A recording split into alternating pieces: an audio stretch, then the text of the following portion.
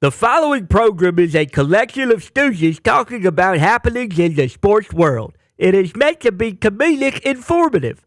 The opinions expressed on this show do not necessarily reflect the beliefs of their peers, their boss, or ESPN. There may be some cuss words because that's how humans in the real world talk. If you are young, please seek permission before watching any further. Hey, Why? let's go! This show stinks, and the fact that you listen, we are very, very thankful for. McAfee on the line with a gorgeous assist. The all-time leading tackler for the Green Bay Packers. You pig! Damn it! Be a friend, tell a friend something nice could change their life.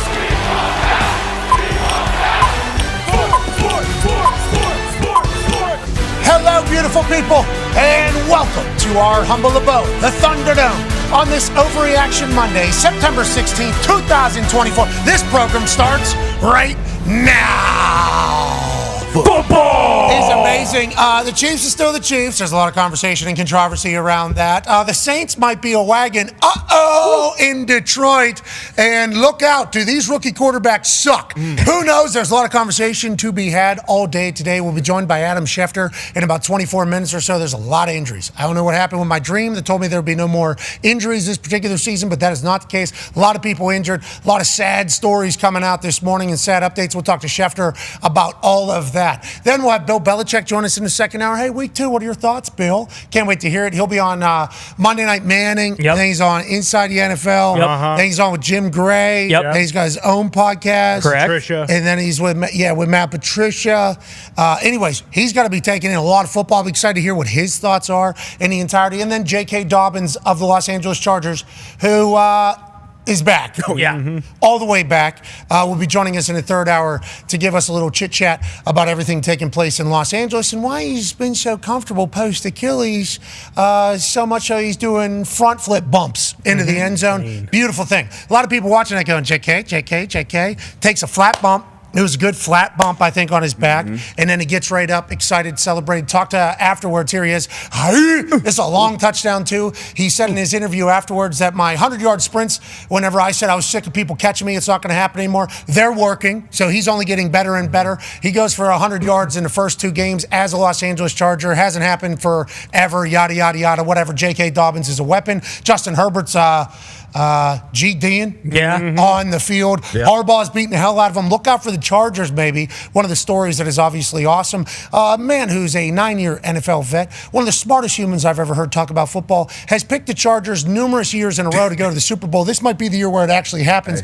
Darius J. Butler is Might be the year. Hardball football. JK's back. We saw him when he came on the show. He was pissed about getting caught and not finishing those runs how he felt like he should finish them. So love seeing him back fully healthy. Love seeing that whole team and their new identity going forward with Harbaugh. I enjoy that the Chargers are going to get going. I like the fact that Harbaugh also, there was somebody who was like undrafted or something that was starting, and then when he was giving game balls out, called the scouting department over in the middle, this is a close time, this is a 5-minute time. Don't have a lot of time.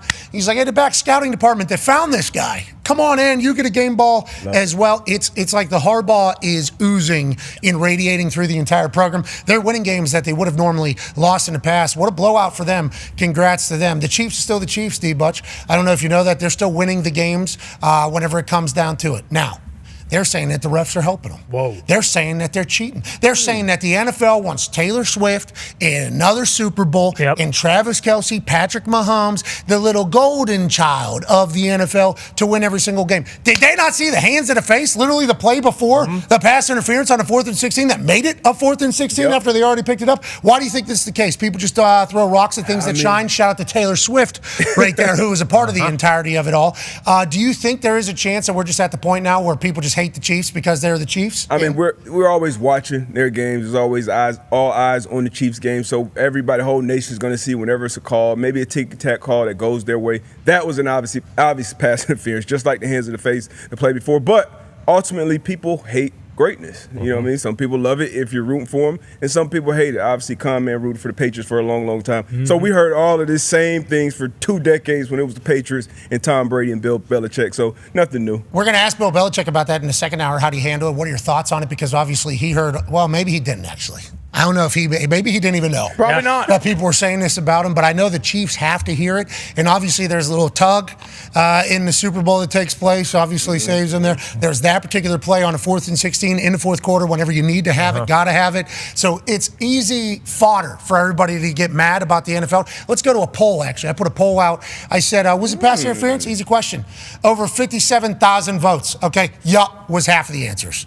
Nope, 20%. Yup, but can't call that actually got more of a vote than no, it's not pass interference. So yup is actually at like what? You do the quick math there, 72, 71% is yup, it was pass interference. And then 9% down there at the bottom goes, I'm just a hater of the Chiefs. I like the self-awareness of the 9%. Yeah, for sure. At the bottom, they're like, hey, listen, I'm going to be a biased voter regardless of this entire thing. The yup but can't call that fascinating because if that works against your team one time, you're going to be so mad in this entirety. There's a lot of games that had some suspect ref situations take place this weekend as opposed to the first week. There was one in Detroit Lions game people aren't happy about. There's Ravens-Raiders one people aren't happy about. Then there was a call, let's go to the talk to table, at Boston Connor in the New England Patriots game. You guys are all pissed off in the first quarter potentially about what's going on? I mean, not just the first quarter, overtime. I mean, when we're talking about but can't call that, there was a pass interference. Yes. I'm sorry. J-Mo was in the first quarter for the Lions. Yeah, yours was in overtime. In overtime, Jonathan Jones on Tyler Lockett, and actually Tyler Lockett told Jonathan Jones, hey, that was not pass interference. I don't know what the hell is going on here. But again, as a Patriots fan, D-Butt kind of just referenced it. We had calls go our way for so many years. So, look, week 2, it is what it is. It was a hard-fought game. Probably end up still giving up a field goal. This is after the Patriots already punted away in overtime, and Geno Smith was spinning the pill on everybody but Gonzo, obviously. But, no, it was one of those things where you would hope in overtime there'd be some awareness of like, hey, they've played it pretty clear all day. They're letting them, go for the ball. That's kind of a 50-50 ball. Jonathan Jones has a right to it as well. But, no, that's a tough call. I was more upset with the fact that, the Patriots had a blocked field goal with 1:30 left in the game, and that just can't happen when you're trying to win football games, when you can't really throw the ball down the field and you're living and dying with field goals. But it was a great day of NFL Sunday. Yeah, congrats to the Patriots. Congrats to the Patriots, obviously. Seattle Seahawks go in there and get a big-time win. Geno Smith looks phenomenal. DK Metcalf's dancing end zone, but not too close to the Minutemen. Mm-hmm. Yeah. Minute, man. They turned their back. I appreciate that. I respect that. Gave a nice little salute. There was a call in the Ravens-Raiders game on Devontae Adams that I thought was clearly pass interference, but I guess Gene Steratore came out and said he wouldn't have called it. I think this is, I don't know how they're calling the entirety of the game. I didn't get to see all of it, but it's like that feels like that's probably pass interference. Yeah. But I guess Gene Steratore came out and said that he wouldn't have called it there. Fans are obviously pissed about that taking place because it's in the fourth quarter. And then for the Detroit Lions in the first quarter of the game, their first passing play, J-Mo is going on a little in route. He's down here at the slot. He gets tackled at the 40 there. That's first quarter, 11:27. It's an interception. Obviously sets them up to start this game in a negative fashion with the Bucs getting the ball on the positive side of the field. Don't look now, Baker Mayfield, very good at football. Yep. Chris Godwin all the way back. Yep. Mm-hmm. Mike Evans is always going to be a guy. That Tampa Bay Buccaneers goes into Detroit, gets a win, but some Lions fans are saying, well, that's the first play of the game. That's the first play of the game. J-Mo probably takes that to the house. We got an entire different... Kills Goff's confidence. See, there it is. There is the Lions fans right there. So I think the refs obviously not perfect. I think there were certainly a couple blown calls that we all have acknowledged, but they're off to a better start than I think any other season in the history. Talking about being off to a good start. There are some teams that are not off to a good start. For sure. No. Okay, we are now staring down a time where stats are starting to smack some teams right in the mouth. Mm-hmm. In the last 5 years, okay, there's only been 2 teams that have started 0-2 that have gone on and made the playoffs. Okay? Bengals, Texans. Since here it is. Since the NFL playoffs expanded to 14 teams in 2020, 32 franchises have started the season 0-2. Only 2 of those 32 teams have made the playoffs. That is the Cincinnati Bengals and the Houston Texans. Mm-hmm. Okay, so it's happened recently. Last 2 years, there's been a team that has certainly done it. Only 3 teams have ever won the Super Bowl after an 0-2 start. So you start looking at these teams that are 0-2 right now, you start wondering, there's some big-name teams over there. Los Angeles Rams, you got Matthew Stafford. Lamar Jackson, Baltimore Ravens, they Kidding add me? Derrick Henry. They're 0-2. Now, obviously, just by a toe there in opening week down in Brazil against, or not, no, Casey, Banner yeah. Night, sorry. Isaiah Likely with just a toe there. Then you look at the Bengals, Joey Burrow. They're 1-9, I guess, to start the season whenever he's starting this entire thing. So, and then you see the Indianapolis Colts. And that's not good news, okay, that the Indianapolis Colts are 0-2 or any of these teams are 0-2. Teams have won the Super Bowl in the past 3 of them. Teams have made it to the playoffs 2 in the last 5 years, 1 consecutively here. So your team is still in it. But these stats this early are starting to get a little loud. And we talk about all these teams, obviously there's a lot of things going wrong for them. Indianapolis Colts, I am a bit worried. Okay? Did we not know they were going to run the ball? We had to have known they were going to run the ball. We did. Jordan Love was going to be out of that game. We knew that. I think anybody in the NFL knew that. Yep. Even though they were doing a gamesmanship like he might play. Yeah, Jordan Love might play. It was like, there's no way Jordan Love's playing with how that thing ended the week beforehand. Week 2, he's your guy. You're not going to want to do it. We had to have known that they were probably going to run the rock. And Malik Willis, he handed the ball off to Josh Jacobs. He ran wild. Reed ran wild. They were running end arounds, and it was like the Colts had never seen those before. We had to be prepared for this. 194 yards, I think, rushing against us in the first quarter, which is like historic and record-breaking in this entire thing. Yeah. We had to have known that was going to happen, D-Buck. I mean, absolutely. You got a backup quarterback in there, 234, I believe, at halftime. Coming into the season, I thought the strength of our defense would be our front, and we just got ran over. I mean, Zaire Franklin spoke after the game and said, you can say whatever you want about scheme. It's more about attitude. And I watched the first half, and it was some business decisions being made by some Week players. 2, So, can't have that, obviously. yeah. DeForest Can't Buckner have it. gets hurt. He's our actual staple in there. But let's go to the other side now. The Green Bay Packers got to be incredibly pumped. From the Talks Table at Ty Schmidt, I saw you already put your shit out on the internet, how you feel about it all. And we're pumped that you battled through that case of food poisoning. Congratulations to your guys. Thank you. But as you're watching that game unfold, are you surprised as much as everybody else? Because I'm watching that game very surprised, as if the Colts didn't know what was going to happen. As a Packers fan, you had to be genuinely surprised about how yesterday went. I mean, I think I was surprised with how dominant they looked. Because I did, going through the entire process. Jordan Love gets hurt last Friday, and initially you think he tore his ACL, he's done for the season, so there's doom and gloom.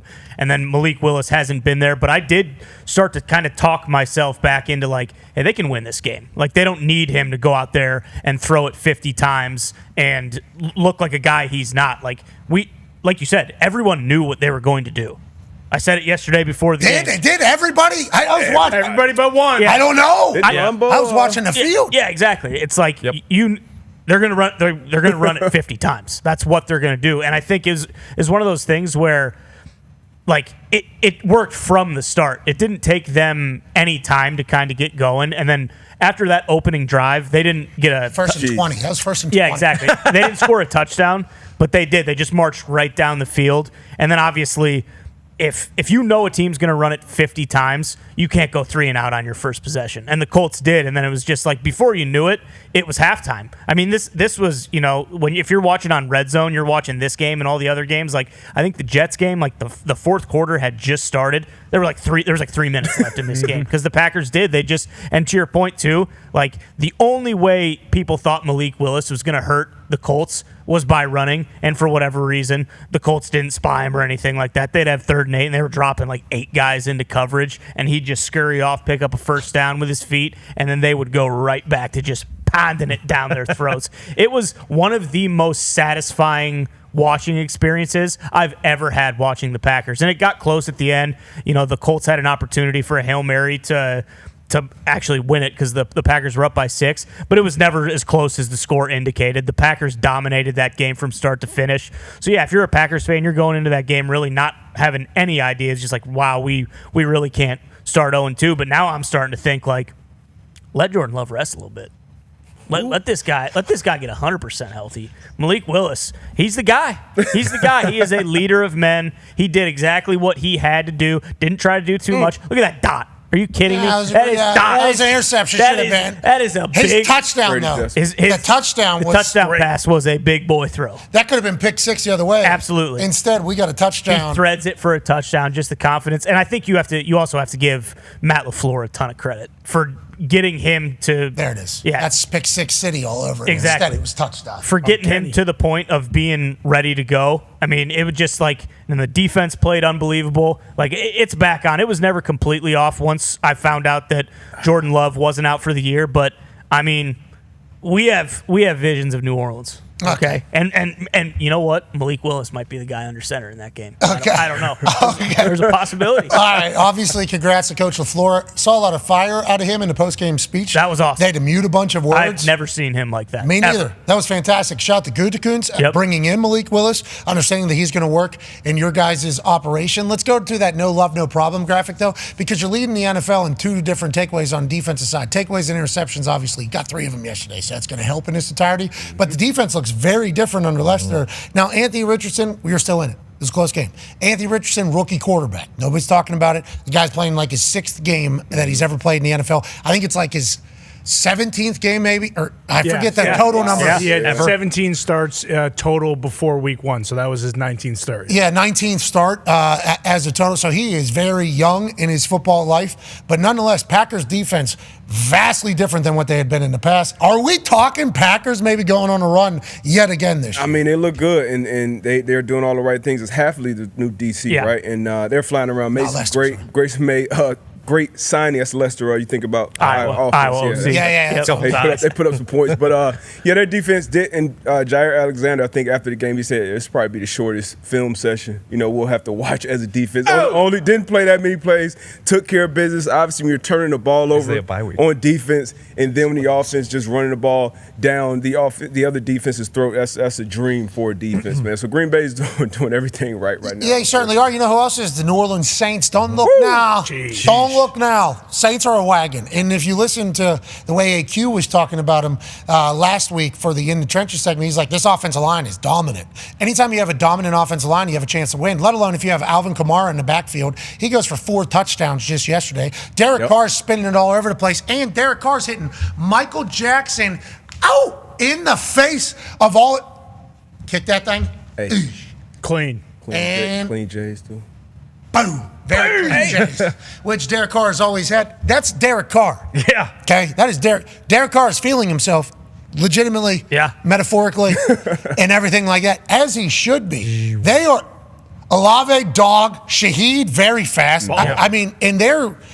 Nobody was talking about the Saints going into the season. No offense, the NFC South. It was like, what a clusterfuck this AFC South is. This Saints team, week 1, they had a 30-point lead at halftime. Week 2, they have 35 points at halftime. It's like they're starting faster than anybody. They're in Dallas's house. They're in Jerry World against this daunted and historic defense with Zimmer on the call with what they just did to the Cleveland Browns. Instead, Kamara's literally dancing into the end zone, and all of a sudden everybody's saying this is who the Dallas Cowboys are and have been. They're frauds. It's like, maybe that's not the case. Maybe the Saints team is the real deal. This Saints team is fun to watch. On the defensive side, obviously, they've always been great. On the offensive side, can they figure it out? Can Derek Carr lead you to a dub? It's like, well, if they're going to utilize Kamara the way they're utilizing Kamara right now, and Derek Carr is as comfortable as he is with the weapons that he has, it's like, look out for the New Orleans Saints in the NFC. There's a lot of teams are talking about the NFC all of a sudden. Green Bay Packers, potentially. How are the Eagles going to look tonight? Are they all the way back like they showcased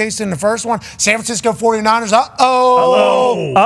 they go to Minnesota and run into a KOC train. Vikings could be very good. Lions, question mark. It's like a lot of questions around the NFC and the entirety of the NFL. A lot of questions around gambling, too. Let's go to one half of the hammer. Dahn. Cowboys, AP Tone. How'd the Gamblers do this weekend? Tell you what, the Saints are looking to have a home game in the Super Bowl. If you were looking to go to the Super Bowl this weekend off of your winnings, not a lot of people were doing that. It was a massacre. It was a bloodbath. It was an absolute shellacking out there this weekend. What do you mean by that, pal? Okay, so the favorites went 5-9-1 against the spread, and anytime the favorites get crushed, you can tell that the general public's going to get crushed.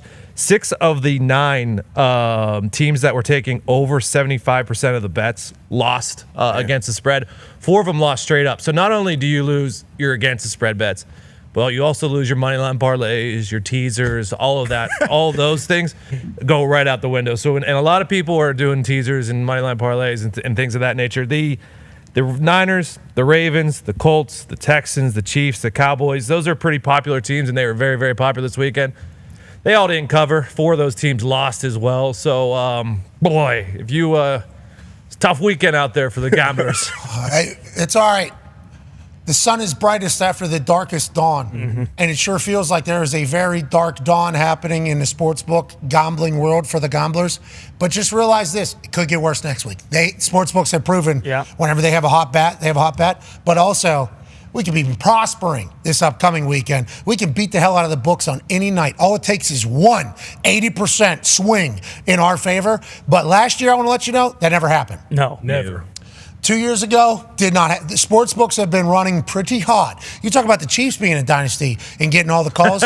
These sports books somehow are doing the same exact thing over the last couple of years, but we're going to beat them. We're going to figure it out. Good news. I said 6 of the 9 over 75%. There are 2 gifts out there that do keep on giving. The highest percentage was the Los Angeles Chargers against the Panthers. You guys just keep going against the Panthers. Everyone just keep going against the Panthers until that doesn't happen. Smart. Good to know. And the Giants as well. So let's talk about the Panthers a little bit. Obviously, Chargers get a big win. Panthers, they're saying Andy Dalton needs to start down there. Whoa. I had some fans in the stands. I think that's good news, but that is an ugly situation in Carolina. So bad. We're only 2 weeks into the season. There's still 15 more games. Oh, my God. That's what I'm saying. They're already looking forward to the draft. I mean, there's a couple. Yeah, it's draft time for the Panthers, but I think their fans actually like draft time. They want to sign up for war, Yeah. as opposed to Legit. continue Yep. to watch this team. Yep, there was some That's what I'm Instagram reading posts, out there. Bryce Young, a couple different times, made some decisions. You're like, oh no, this is not. He snake bit. It does feel like he's rolling through. He actually escapes pretty good. Gets to a point where he can just throw this ball away and have like a 0 play. Yeah. But instead, incomplete and just takes a shot right in his chest. And it's like, so not only is he getting his ass beat, that's because he thinks he can make every play, but then he's not making every play. Yep. You know, like first pass is normally going for an interception now for Bryce. That's not a good way to start any game whenever it comes to confidence. And afterwards, he's asked about his confidence. He say he gets his confidence from his Lord and Savior, from God, Jesus Christ. So anytime we're looking for confidence from, the Almighty up there, 2 weeks into the season, you think you're in trouble. You just automatically think you're in trouble. But we would like to let everybody know in Carolina, we're pulling for you. Colts are 0-2 as well. So Thielen looks a little frustrated down there. Well, Adam Thielen said he needs to stop bashing Bryce. It's not just Bryce Young. There's a lot of other problems down there, and it's like That's fair. yeah, we could see. We could see all of that. There is certainly a lot of problems down there. How does that end up working out? It doesn't. Now it's just hop back on the train. Have we seen one of these? I guess the Washington football team into the Commanders, into what they are now, even though they get a massive win over the Giants. Congrats to the Washington Commanders. And Austin Siebert, who was signed to the Commanders literally 1 week ago today, got put up in the active roster, I think 5 days ago. He goes 7 for 7 on field goal, scores 21 points, beats the Giants himself. Now, I will say there is a caveat to said kicking from Austin Siebert from the University of Oklahoma, who has been on numerous teams around the NFL. Incredible athlete at Oklahoma. He was their starting punter and kicker. Very good at both of them. From Illinois originally. Goes 7 for 7. They beat the Giants. His long was 25, and then 45, and then the other 6 of his 7 field goals were shorter than an extra point. So nice little day. Seems like the Giants' defense was very much bend, but don't all the way break, but they're reaching. You know, you got like 26-yard field goal, 25-yard field goal, 30-yard field goal. All 7 of the Washington Commanders series ended on a field goal. They couldn't punch it in, so you could say that could have been much worse. You know, you pop in 2 touchdowns in there, all of a sudden you're adding 6, 7 more points, 8 more points. It changes, but the Giants lose to the Washington Commanders, and I'll tell you, that team in that game there, tough watch. Yep. Jaden fun, though. He is fun. He's very fun to watch. Fun. He's electrifying. He'll figure it out. But these rookie quarterbacks have not thrown an offensive touchdown yet in the regular season. Crazy. And we saw in preseason how great seemingly all of them looked. Bo Nix was slicing and dicing for the Broncos. That has not been the case. Caleb Williams was doing Caleb Williams shit in preseason. What's Caleb Williams shit? Well, it's dancing, somehow miraculously magician-like getting out of tackles, getting on the outside, throwing absolute dots, much like we see C.J. Stroud do. Yes. C.J. Stroud do last night in front of our face. Caleb Williams, that has not worked out in his favor thus far. Obviously, it's a brand new speed, brand new. Daniel, same exact thing. We haven't seen Penix, but it's like Drake May was very close to playing yesterday. These rookie quarterbacks seemingly getting a little bit of a wake-up call whenever it comes to the actual NFL. And also, what C.J. Stroud did last year, once again, cannot be talked about enough. Rookie quarterbacks are going to struggle. Yep. everybody except for C.J. Stroud seemingly goes through it. Should we have a little bit of patience with these rookie quarterbacks, or do you think we can see a couple of them say, that's not going to work, that's not going to work, that might not work? Yeah, definitely C.J. Stroud was an outlier. That was the exception to the rule. We're seeing basically what the rule is. Hey, you got to come in, you got to learn. You saw Bill Belichick wasn't really blown away by any of these. Look, they're not playing against anybody. They're not getting schemes, and now you're seeing it. Even with Caleb last night, which prime time, so most of us saw it, like just pre-snap, trying to get into protection, trying to figure things out. I felt like every drop back, you talked about all the things he did in college. Some of that was some improvisation he wanted to do. I feel like last night he was just running for his life. And in the NFL, once you smell that blood in the water as a defensive coordinator, you just keep sending that gas until they figure it out. So it doesn't matter how talented your pass catchers are, how talented your quarterback is. If you can't set the protection so he can actually go through his reads, you don't have a chance. And the Texans, obviously, they got a ton of great ball players. You mentioned the Panthers, been an absolute shit show. That was the Texans a couple years ago, before getting C.J. Stroud, before bringing DeMeco Ryans in, before Nick Caserio drafting and getting these guys in there. So, I mean, he was just running for his life. Bo Nix, he kind of looks like, a deer in the headlights up to this point at least, just kind of lost, just throwing it. That red zone interception was really tough. I think that was somewhat on a play call as well, not holding that backside corner. And then Jaden, I think Jaden's kind of the furthest along at this point. He's kind of at least not putting his team in bad situations where he's killing them. They'll figure it out, I think, at some point. But these rookie it is a transition. It's tough. In the NFL, there are so many adjustments. Once they figure out a weakness in that offense, they're going to keep attacking until you figure it out. And it's tough on them, not only the quarterbacks, but their play callers as well. Shane Waldron, they got to figure it out with Caleb. But they're all talented. We know that. Haven't seen Drake yet for a full game. But I think they'll figure it out. So back to your point about once there's a book out seemingly on you, which there might be for the Chicago Bears, whether it's Caleb or the offensive line, probably both of them. I think the stat came out that DeMeco sent 47% pressures. Which is the most he's had since he's become a part of the Texans. 41.7% of his dropbacks, they pressure him, which is 20 times the unit's highest blitz rate. The Texans generated 12 pressures and 5 sacks when blitzing, with 9 defenders finishing with multiple pressures. Then there's another stat about Caleb Williams. Yeah, he was pressured 23 times last night, which is the most from week 2. Yeah, so whenever they're blitzing, obviously they're getting pressure. When they're not blitzing, they're getting pressure on them. So something's going to have to get sorted. You got to have a run game, too. Like a run game is going to take, because if I know you can't run the ball, or we don't have to put 8.5 in the box to stop the run, we can just stop it with a 7 or 8 man front.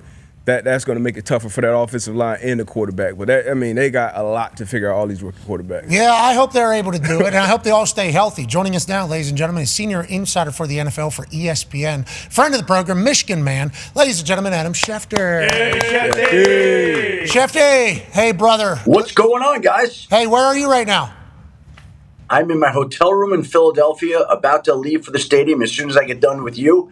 Headed over there to get ready for SportsCenter, for NFL Live, for Monday Night Countdown, for everything that awaits today. Falcons, Eagles tonight. Cannot wait to watch. Is Saquon and this Philadelphia Eagles team the real deal? Ooh. Or do they have a massive opening night? And is there a book out on them? Let's talk, before we dive into that game tonight and any question marks, let's talk about all these injuries. Hey, there's a lot of injuries happening here early. Obviously, week 1 had its fair share. Week 2, it seemed to double or triple.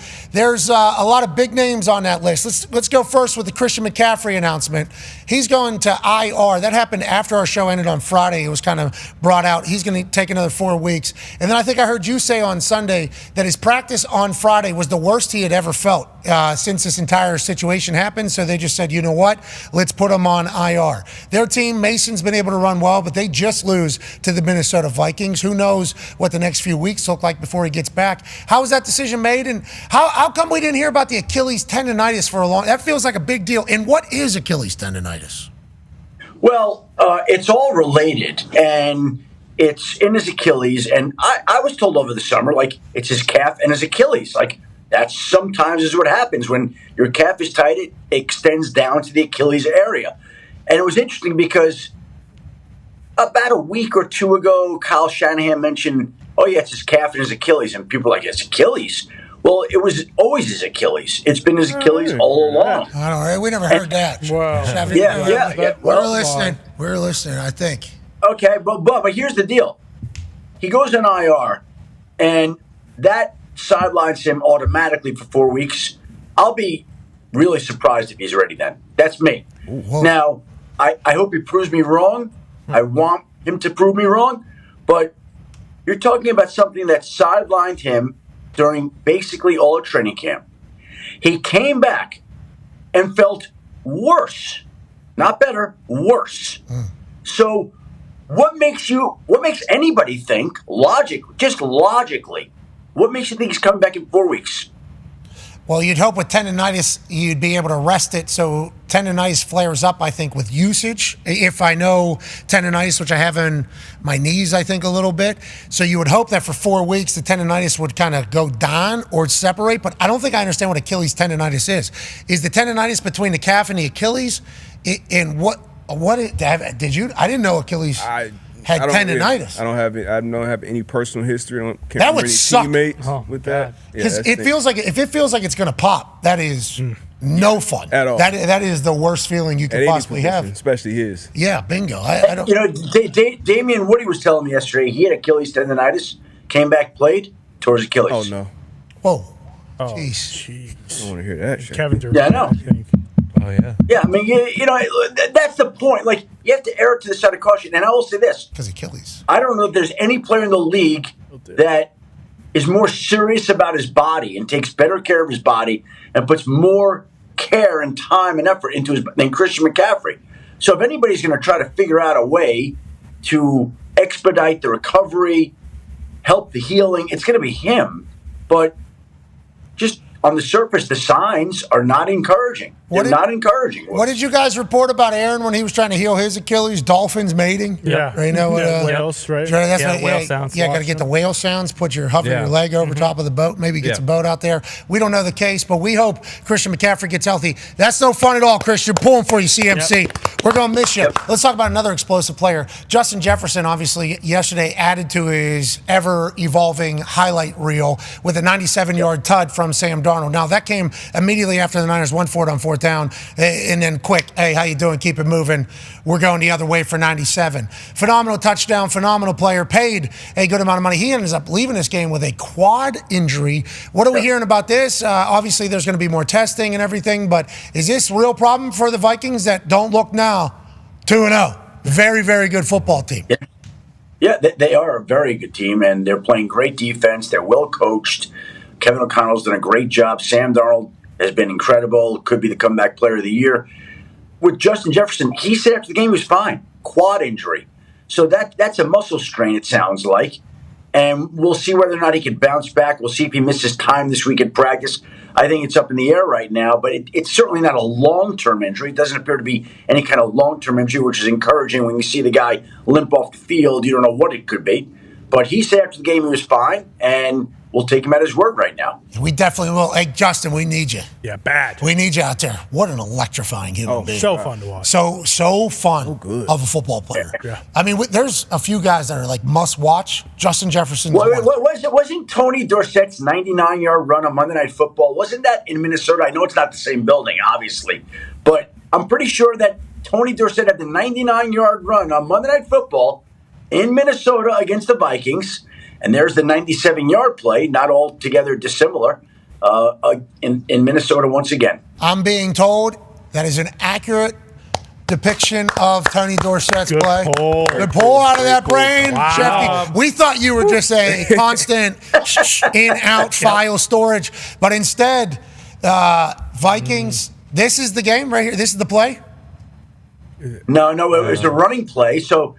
And maybe it's the play after that. Maybe by the time we get this segment done, they could get the Tony Dorsett run. 99-yard run against Minnesota, Monday Night Football. I'd love to hear the play-by-play of it, but he breaks out to the right, he dashes the field, no one's with him, and here it is. This is it. This is the play.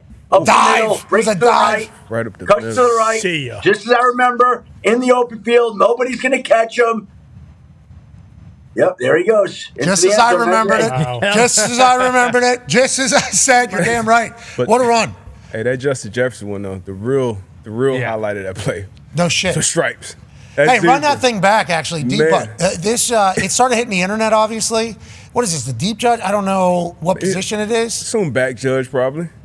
Look at that dude right there. Look at that ref right there. Slows down, has to regain his speed. Hold on, though. Get out of the way. Still see the action.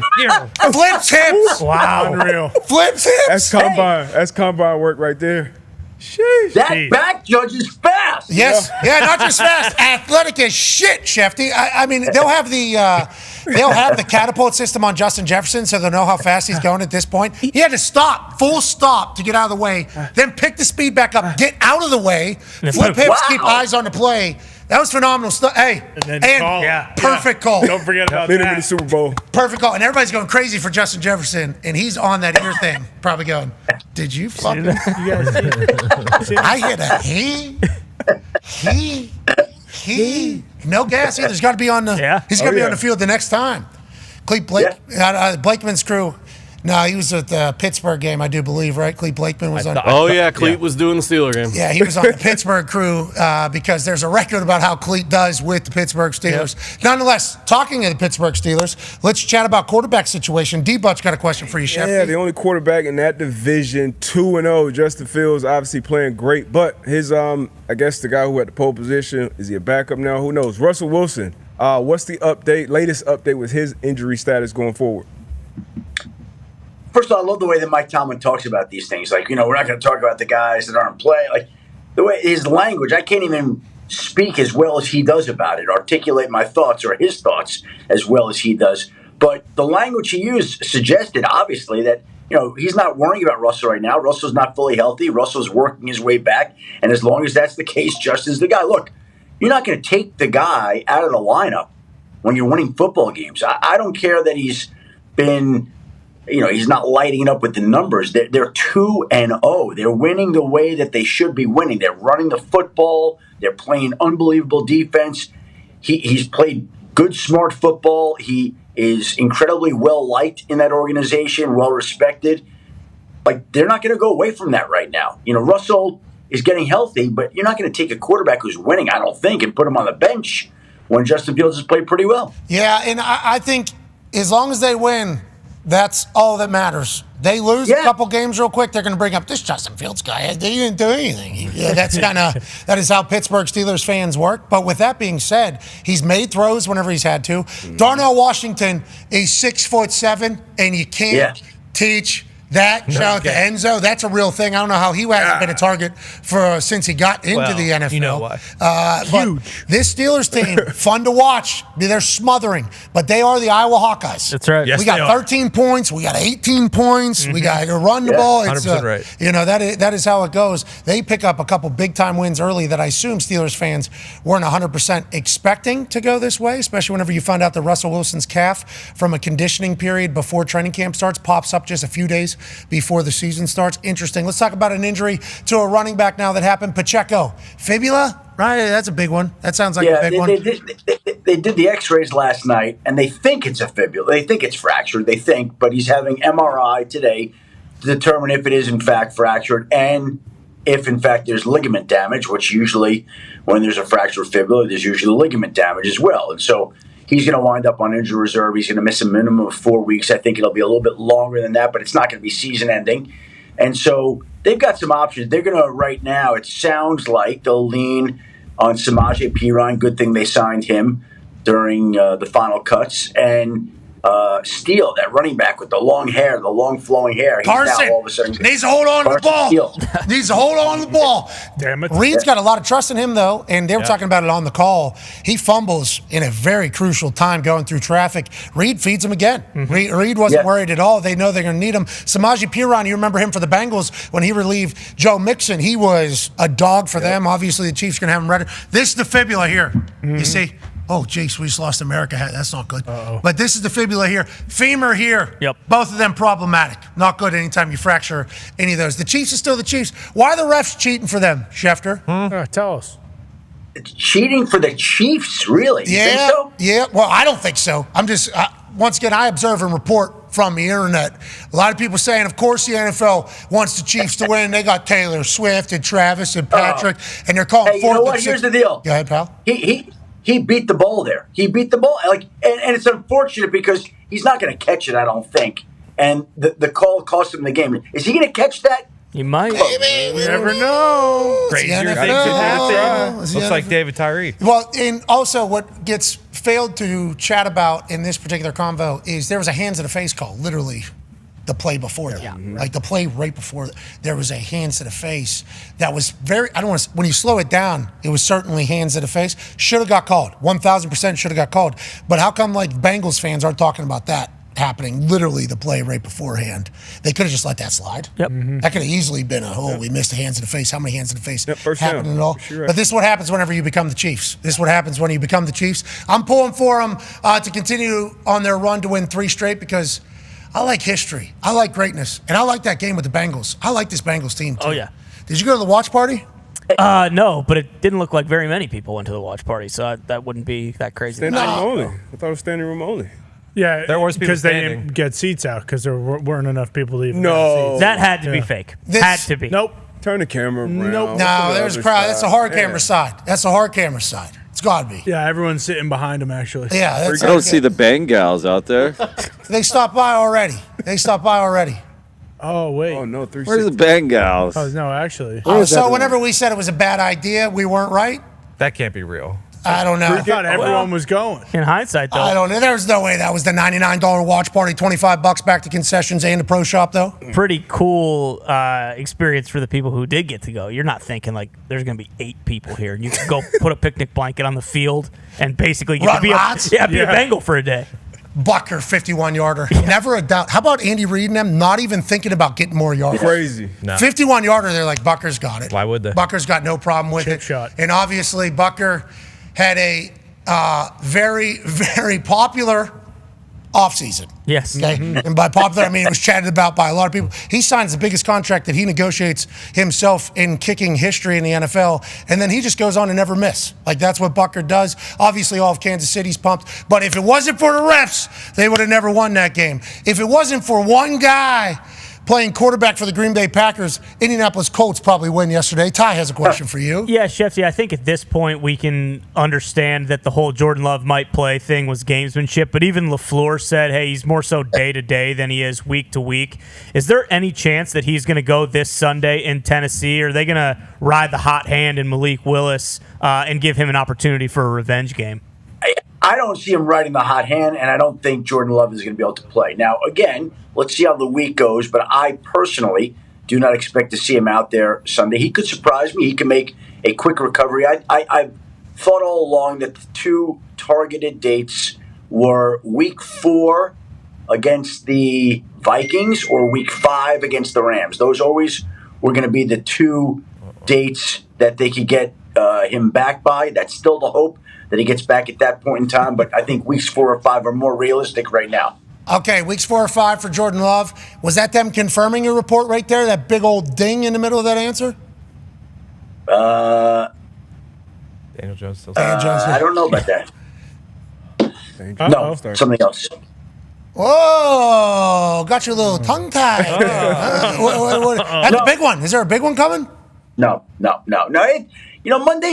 Mondays is ambulance chasing day, Pat. That's the day, you go out. That's what it's like. Let's go chase ambulances and figure out how long you guys going to be out. It's fun. It is what it is. How about how I introed you? All right, to talk about all the negative shit from this weekend, Adam Schefter's here with injury chatter. And if you have any updates, please do that. Let's talk about some quarterback maybe move chatter that's happening in a great city of Nashville. Tone has a question for you. Yeah, Shefty, there was a photo of Will Levis floating around the internet yesterday. Yep, that's it right there. I thought it was AI. Turns out that you go back and you watch the game. That was a real play by Will Levis where he tried to do the same shit that he does every single week. Is there any chance that they make a quarterback change in Tennessee based on Will Levis just not giving a shit about the football? I don't think this early in the season. I think that Will Levis is the guy that they're going to continue. That is the play. That is the photo. It's a great photo, not AI. Great photo. Great play. Mason Rudolph is his backup. And Mason Rudolph played pretty well last year for the Steelers when he came on in relief at the end of the season. And I would think that, obviously, if he struggles at a certain point, they can make that decision later on. I don't see them doing that right now. I think that Will Levis has shown them enough. They've invested enough. I think they're going to continue to ride with Will Levis right now. I think those quarterback questions there are a little bit ways off right now. That's my sense. Oh, and maybe that's a confirmation of something potentially happening. And maybe that's a Will Levis, you don't know shit about our situation text that you just received on this glorious ambulance chasing Monday. That was Hellman's mayonnaise. They're like, defend our guy here. Like somebody, a spokesperson from Hellman's. I don't know. It's kind of weird. Puts mayonnaise into his coffee. Obviously, big story in college as he was coming into the NFL. Some team, just like the Steelers just picked up Russell Wilson and Justin Fields, we're going to redo our entire quarterback room. Need some team to just do it for the good of all of us. Carson Wentz, Will Levis as your quarterback. Oh, yes. God. Right, 2-quarterback system. Yep. Okay, and let's just sell tickets. Like the Panthers need to do it. Yes. Mm-hmm. Panthers need to do it because it's must-watch football. Mm-hmm. What's going to happen? Are we going to do good, or is the other team going to do good? You don't know. Find out today. Could be the greatest play in your team's history. Also, could be the most spectacular play in the other team's history as well. Carson Wentz football was fun for the Indianapolis Colts. Then there was moments where you're like, why would you ever do that? And then you just quickly learn that Carson Wentz is trying to make the most out of every single play. Will Levis is doing the exact same thing. Every once in a while, you just need to shut the car down, put it in park, though. Yeah. And just know that we'll be able to leave another day. Yeah. Carson Wentz actually threw the ball from one hand to the other, shot put it left-handed, shortest quick pick six in the history of the NFL because the guy caught it in the end zone. And that was against the Titans for the division. So that's fourth quarter. And then the next series takes football, balances himself with it off ground, throws it into triple coverage. Michael Pittman catches it for a 60-yard gain. It's like, that's Carson Wentz football. First time. Will Levis is the same thing. I think Callahan just needs to understand that. So whenever he comes running over and goes, what the fuck are you doing? He's Levison, baby. Yeah. He's Levison. There it is. He just need to know that this is Will Levis football, and he's going to tighten up and he's going to get better. And hey, after the game too, it is amazing. Yeah. I loved him after the game. I mean, he's an adult. He can take it. He can take it. Here's Coach Callahan after the game talking about what he said to Will Levis. I think the camera caught it pretty clear. If I had to guess. So, I was upset. It was dumb. It was the same exact thing he did last week, and he cost us points in a red zone. And that is what it is. He's a grown up and he knows better. And so, I was really irritated that he cost us 3 points in a game that we probably needed it. Okay, so I love that. We love it. That is raw and that is real and that is very uncoach-like for a coach to say that post game like that. That was good. Titans fans are going to be pumped to hear it, though. Yeah. Whenever we had Carson, Frank was our coach, and Frank Reich, and obviously Carson pretty tight. And it was always like something. It was like, we want him to play football. He wants to play. Callahan coming out and be like, he screwed our team. Yeah, you know what? You know what that reminded me of? When his father was the head coach of the Raiders, he came out and said, we play dumb football. And so that was like father like son right there, where you got Bill Callahan back in the day ripping his own football team for being dumb. And you got Brian Callahan there ripping his quarterback for playing dumb. Same kind of thing. Well, the Callahan family, obviously a fantastic one. Yeah, they tell like it is. Yeah, for the American. We like that. Football American working man. Yeah, anyways, shots at Callahan's down there, and I think they're going to have a team. I do fear that they're going to have a team. And also, Dad, he's talking about being head coach, offensive line coach, like one of the best in the history of football. Correct. And what we're learning, I think if you listen to any of the conversations that we're having or going to have today about what happened in week 2, if you have a good offensive line, you're going to have a good team. Especially in 2024 with the return of The Rock being pounded in this entire thing. Now, let's go to another conversation. Comment has a question for you. Yeah, Schefter, we spent a lot of the offseason kind of talking about the hip drop tackle, and then last night kind of in prime time, Joe Mixon with a pretty blatant hip drop tackle. He gets hurts his ankle, and there was no call on it. And then obviously the Jamar Chase situation, he gets into it with the referee because he thought he got hip drop tackled. Are they going to kind of zero in on this going forward just because it was such a massive topic before and it hasn't really been called thus far in the season? I don't think it's been called once yet, right? Have we seen a hip drop call? I don't think so. Like, that's a hip drop tackle there last night, and it gets Joe Mixon rolled up on. He goes out, being tested today. He'll come back with an ankle sprain, maybe a high ankle sprain. We'll see how bad that is on Joe Mixon. But they talked about outlawing it, but they haven't enforced it on the field yet. Now, maybe week 3, all of a sudden, we're going to see a rash of these calls, but there's been a total lack of them so far for whatever reason. And I don't know what's going on, but anytime we've seen a hip drop tackle, it's also easy for us to see on replay how it's happening. But it's right there in front of the refs, and they haven't called it. in season in the first 2 weeks so far. You got to think about, the first ref to call one.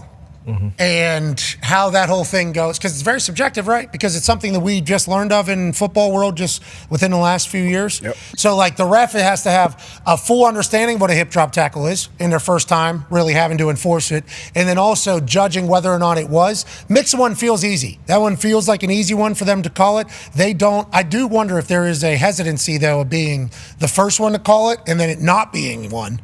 And then them getting absolutely crushed. Because this hip drop tackle thing, I know very popular in rugby, we've learned. In the football world, it's not. No. It's not. Tackle. Yeah, it's not something that's ever really been talked about as a specific form of a tackle in this entire. Yeah, like that feels like one where the replay assist can be the biggest, help with a call like that, because it would be a 15-yarder and it is kind of subjective. Go ahead, Schefter. What were you going to say? I was going to say, it's designed for the safety of the players, and the NFLPA objected to the hip drop rule being passed. Like the Players Association didn't want it passed.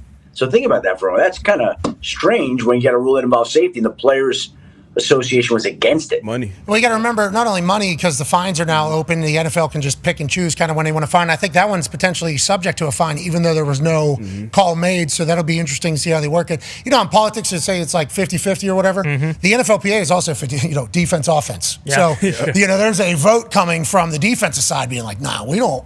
We're going to get fined for something we don't even know what it is, technically. Yeah. Well, you got to unweight yourself. It's like, unweight myself. What does that mean? Okay, that makes sense. I hope they do get it cleared up, because the stats about that particular tackle are not good whenever it comes to injuries. But I think it's going to be a tough thing, judgment-wise, in 2024, just to drop it in and call it. Let's pivot to tonight, shall we? Go ahead, D-Bud. Yeah, tonight's game, A.J. Brown, he was ruled out already, I believe, obviously coming off of another fantastic Week 1 game. So he'll be out tonight. Any other injuries going into tonight? And how long would his A.J. Brown injury supposed to be? How long is he supposed to be out? I'm sorry.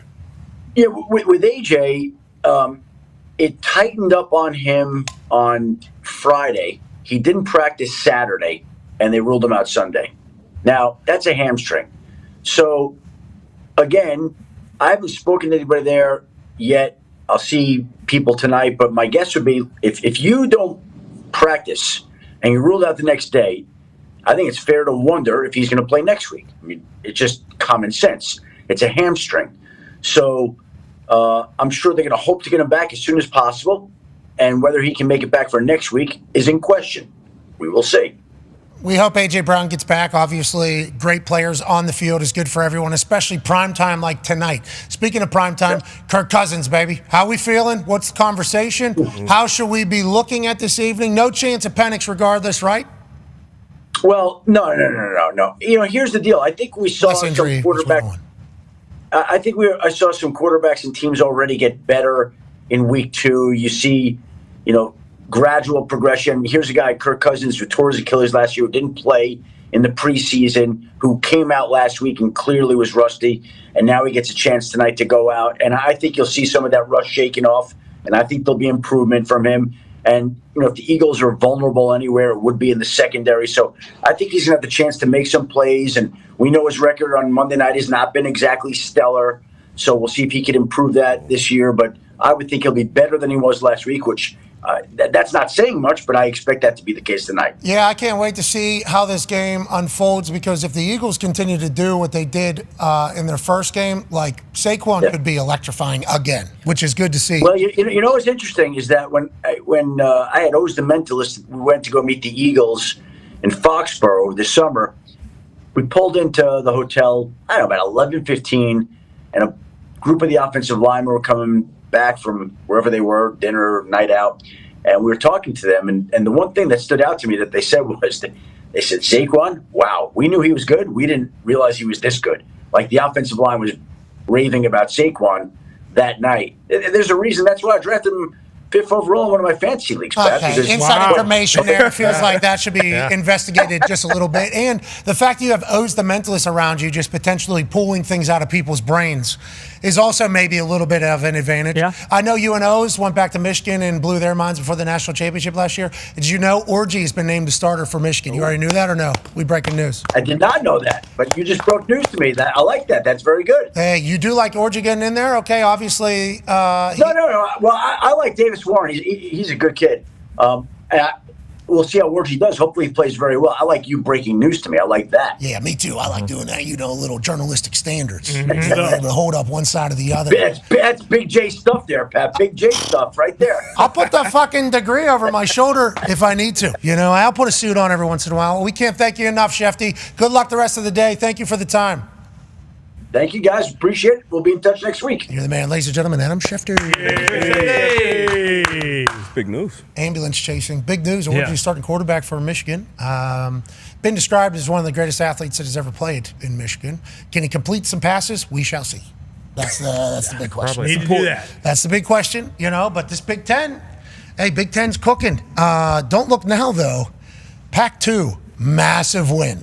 Massive win. Washington State beats Washington in the Apple Cup. That's a huge win, I feel like, Tone Diggs. Yeah, Washington State and their quarterback, I can't pronounce it, Mater.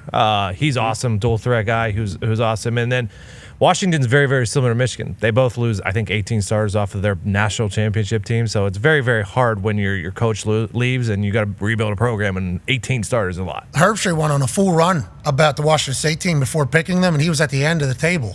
And after I listened to him, I'm like, damn, I wish he would have won. Come back to me. I wish he would have won first. I didn't know. Because I said there's Belichick on the staff. Yeah. I'm going with Washington. It was a good game. Good ball game. Yeah, great ball game. The Apple Cup obviously needs to live on. All these rivalry games, without a doubt, they need to live on for Backyard brawl. Backyard brawl needs to continue to go. Well, and maybe. We're up 10, right? Man. 4 minutes left, 3 minutes left. Wait, why are you? I was shocked. Wait, I turned it off. Did West Virginia lose? Yeah, we ended up losing that one. Yep. Congrats to Holstein and K. Bell and Narduzzi, who got fined $5,000 because he said we had to beat West Virginia and the officials. You think the officials have ever been on West Virginia's side? Okay? Never. Ever.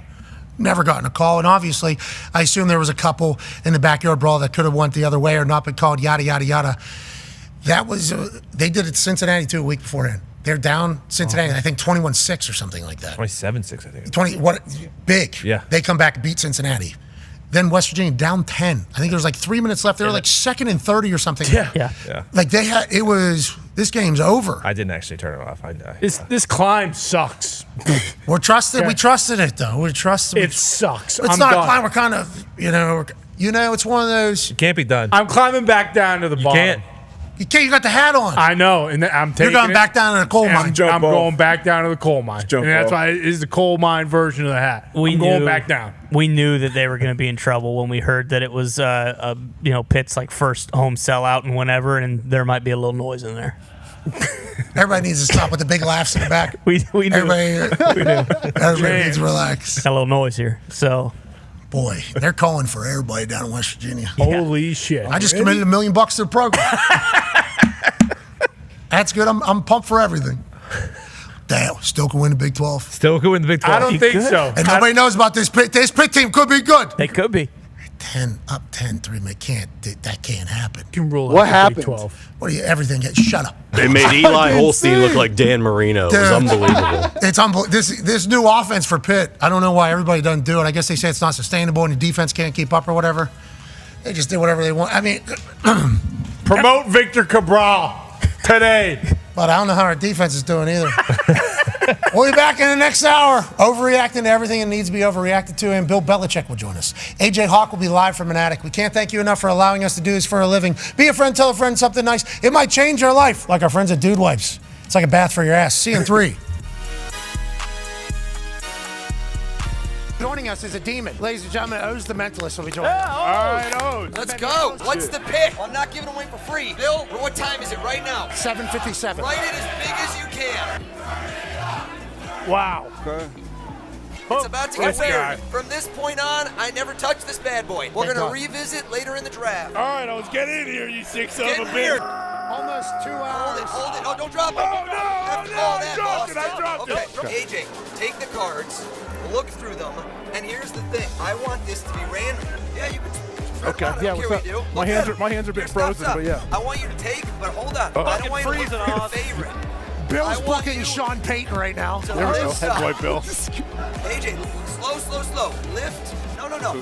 One of your guys. Take off a piece. Oh, it could you be a fucked lot my or a little. shirt. Oh, right here. And don't look at it. Lift it up. I'm not. Put it against your body. That feel right? Yeah, feels AJ, great. if you don't feel like this was the right moment for you and you want to change, put it back. All right, I'm putting it back. It's up to you. All right, lift off wherever you want, We're back. more or less. No, that's not, okay. Now I'm good. 3 times. Good. Okay. This is a good one. Are you sure? Yeah, of course. Stay right there, locked and loaded. Oh, you fucked up my shirt, That's bro. not, and there is a white piece of paper. Yep. Is that right? That's all that's in there. Take that out. I want you to see this. Look, AJ, open it up. No fucking way. No and way. show us and show AJ what you got. What is that? Show us. 9 turn around and show us where you're at. You ready? Yep, turn it around. No way. Shut up! This guy! 757, that thing. What? That's been in there since 7:57. Imagine that you somehow know the game of the year next season. Tell us, what are the 2 teams that you're seeing in this game? Wow. Say it. Packers and 49ers. Who do you think's going to win that game? Packers 34, Niners 27. Tell me on your life. Did I tell you to say anything? Did I you say did it, and I swear to God, if you get this right, I'm gonna rip your fucking head off. Tell him the game of the year. Oh my Read God. Read it to him, please. Come on, bro. Read it to him. Packers beat the 49ers 34-27. Remember this screen grab when it happens this season. Open up what's been in there since 7:57. Come on, dude. There's something wrong with you. Open it up. It says Brock Bowers, 13th pick Raiders. Fuck this guy. How? Fucking way! There's no way! This guy's a witch. Bears, Caleb Williams. 100% we knew it. Commanders, Jaden Daniels. No, don't you dare. Patriots, Drake May. Cardinals, Marvin Harrison Jr. Chargers, Joe Walt. Giants, Malik Neighbors. Titans, J.C. Latham. Michael Penix Jr. Roma Dunze. Vikings from Traded Jets. with the Jets. What? J.J. McCarthy, Jets from Vikings. Olu Fashanu, Broncos, Bo Nixon, and the 13th pick. Oh my God! Bowers to the Raiders. I'm so happy I'm not. Beautiful. Taped on his chest since 7:57. Right now it is 9:50. You're The following program is a collection of stooges talking about happenings in the sports world. It is meant to be comedic informative. The opinions expressed on this show do not necessarily reflect the beliefs of their peers, their boss, or ESPN. There may be some cuss words because that's how humans in the real world talk. If you are young, please seek permission before watching any further. Hey, Why? let's go. This show stinks, and the fact that you listen, we are very, very thankful for. McAfee on the line with a gorgeous assist. The all-time leading tackler for the Green Bay Packers. You pink. Damn it! Your friend tell a friend something nice could change their life.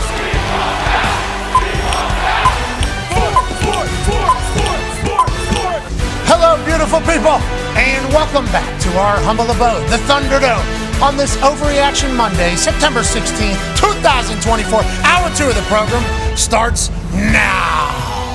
Football! He's the greatest. We have a game tonight. The Falcons and the Eagles will wrap up NFL Week 2 slate, and there's so much to talk about. Bill Belichick, the greatest coach of all time and greatest general manager of all time, will join us in about 14 minutes or so. And the talks table is here at Boston Connor and at Ty Schmidt. Sweet Tiger, is that for the Bengals, as if you have empathy for what happened to Cincinnati at the end of the game whenever the refs, because Taylor Swift was there, cheated and stole the game from the Bengals? Yeah, I suppose so. I figure I'd just jump in on the moral victory train because I saw a lot of moral victories going on the internet, and I said, you know what, that should be my angle with the Patriots. It's just a moral victory that we're 1-1 and that we're competing very hard every single game. That's what I'm happy about now. AQ Shipley sent me a text last night. He was like, hey, is Patriots defense stingy, bro? Oh, yeah. They're going to be in every game, just like whenever Bill was there. We're a salty bunch. I mean, we have been since, training camp. That's what our identity is, and it is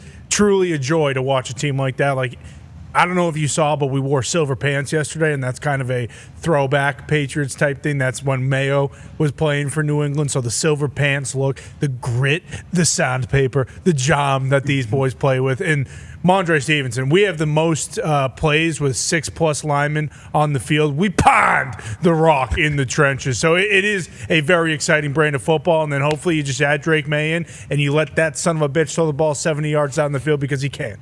Yeah, but why isn't Jacoby can do it too? I've seen him throw some big arm. 9-year Big NFL arm. vet. Darius J. Butler is here. Good to see. Jacoby Brissett can spin it. I've seen him hit 17-yard hots. Look, I would love for Jacoby to do that, but he just hasn't. And I don't know. Well, is he a lot? Absolutely. He's just warming up, brother. Yeah, and also he's just keeping the ball. We got a good defense. I don't need to turn it over. And I like the fact that this conversation is about how the Patriots gave it a go. Seattle Seahawks, for real deal. Oh, yeah. That's a good football Seattle team. Seahawks, good football Geno team. looked real good Geno Smith is the dog, one half of the hammer. Dahn, Cowboys, AP Tone. Tone, how many people were betting on the Seahawks yesterday? And are they a good bet? And has there been any update on where the money is this evening, as we know that the sports books are swinging an incredibly legendary hot bat right now whenever it comes to picking games? Yeah, the Seahawks were one of the teams that were getting 75% or more of the bets. They pushed, so there was not a loser in that situation. It was 3 when the game went off, and that's what it finished at, -3. Tonight, 50-50 currently is the percentage of bets for tonight's game. So the money is leaning towards the Eagles, but the percentage of bets, the number of tickets, 50-50.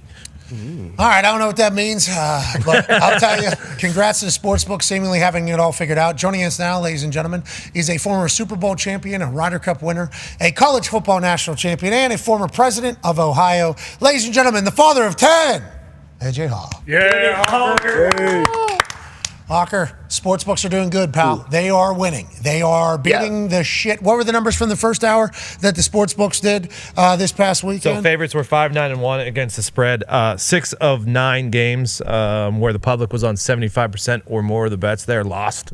So yeah, sportsbook was doing pretty. And the unders were 9-5-1, and most of the public is a over-betting public. So yeah, not good there either. AJ, they're beating us, pal. They're beating us. Why is that? You think it's because we don't know anything yet? Is it impossible to judge these teams and know who they truly are after 2 weeks? What are your thoughts? I mean, yeah, I think it's NFL and college football. Look everywhere around. Like, we don't know. These teams don't have an identity yet. They're all trying to figure it out. They're trying to learn how to win, some of them. So, yeah, I think we're going to have some volatility here, especially in the month of September. Oh, explore the space. Volatility, certainly a great word in this. It's a big one. It's a big one. And who you were mentioning right there was Georgia, because the Georgia-Kentucky matchup, I don't think any of us expected that to go that way. Congrats to Kentucky seemingly having a great ball club. But you're right, teams have been up, teams have been down in the NFL and in college all season thus far. Gambling always week 2, week 3 is very, very dangerous because you see with your eyes the first week or two and you think you know, but boy, do you have no idea. Yeah, because the change that goes from week 1 to week 2 is allegedly the biggest. Joining us now is a man who was tasked with that change for like 50 years in the NFL.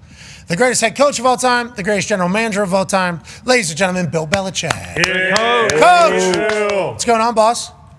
How you doing? Hey, life is good. Hope you're enjoying the hell out of this season. Your first one not coaching or general managing in an NFL for some time. Can't wait to see you tonight on the Manning Cast. Let's talk about what Tone just brought up. You know, there's a lot of volatility. It's tough to gamble on. You know, what we see in the first week isn't necessarily always what happens in the second week. What did you see in the second week? What do you think is the big talking point coming out of yesterday's slate, and why do you think it is the case? Well, first of all, I think there's a little bit of that every week, Pat. And AJ, as you know, it's not who you play, it's when you play them.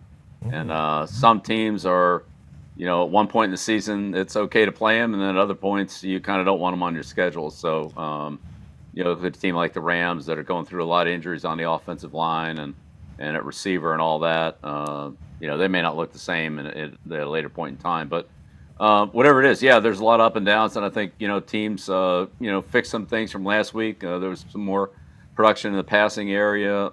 There was, I would say, less production in a lot of cases in the red area. You know, teams just couldn't get the ball in the end zone even though they moved it. And as always, there were some, you know, key games that came down to the last possession, the last play that were could have gone either way, and that's the way it is in the NFL every week. Couple games were boat races. You know, there have been a few. The Arizona Cardinals delivered one to the Rams, who you were chit-chatting about there, going through some offensive line stuff. The Saints have been able to really just do whatever the hell they want for the first 2 weeks. Alvin Kamara scoring 4 touchdowns. Why is there not more blowouts, you think, in the NFL? Why is there so much parity? You know, you chit-chatted about how that is every single week. The Raiders, down 10 in the fourth quarter in Baltimore, come back, get a massive win. Seemingly every week that takes place. Why is there so much parity, you think? All the coaches and players are at an elite level. So, sure, that's the way the league's set up. Yeah, the worst teams draft the highest, and you know, everybody's got the same amount of money. It's really hard to, you know, to get an edge over the other teams. It's very competitive, and it really comes down in a lot of cases to just who plays better, not even who the better team is, but just who plays better on that particular day. And there's a lot of things that can factor into that. Pat, as you and AJ know, the overall mood, mentality, chemistry on the team. What else is kind of happening during the week? Sometimes teams are more ready to play one week than another, and sometimes none of us realize that until Sunday. Coach, can you tell in warm-ups how the team's going to be? Now, granted, a lot of your teams I just kind of remember being great. No. Can you tell? No. When do you tell? Just when the game starts? Yeah, let's say by middle of the first quarter, you have a pretty good idea of how things are going to go. But sometimes it can shift. I think it just depends on whether you have control of the game or not. Not necessarily control of the score, but control of the game. If you have control of the game, you hope the score will take care of itself. If you don't have control of the game, maybe you're ahead in the score, but you can't really control the game. Then you're kind of hanging on and trying to figure out how you can stay ahead. That's like the Packers yesterday. They were in control of that game against the Colts, for literally since the first snap. But score, we had a chance on a Hail Mary to win that thing. I assume the Packers were thinking the same thing. Go ahead, AJ. Coach, Pat mentioned Kyler Murray earlier. Obviously, he had an unbelievable game yesterday. If you are a defensive coordinator, how do you rush this guy? What do you tell your guys? Because you can't just pin your ears back and go. You can't run past the quarterback. How do you kind of have a controlled rush to keep him in the pocket? Yeah, I wouldn't rush him like they rushed him yesterday, but I think you got to treat him like a running back. Really, you're right. You can't run past the quarterback. That's the biggest mistake.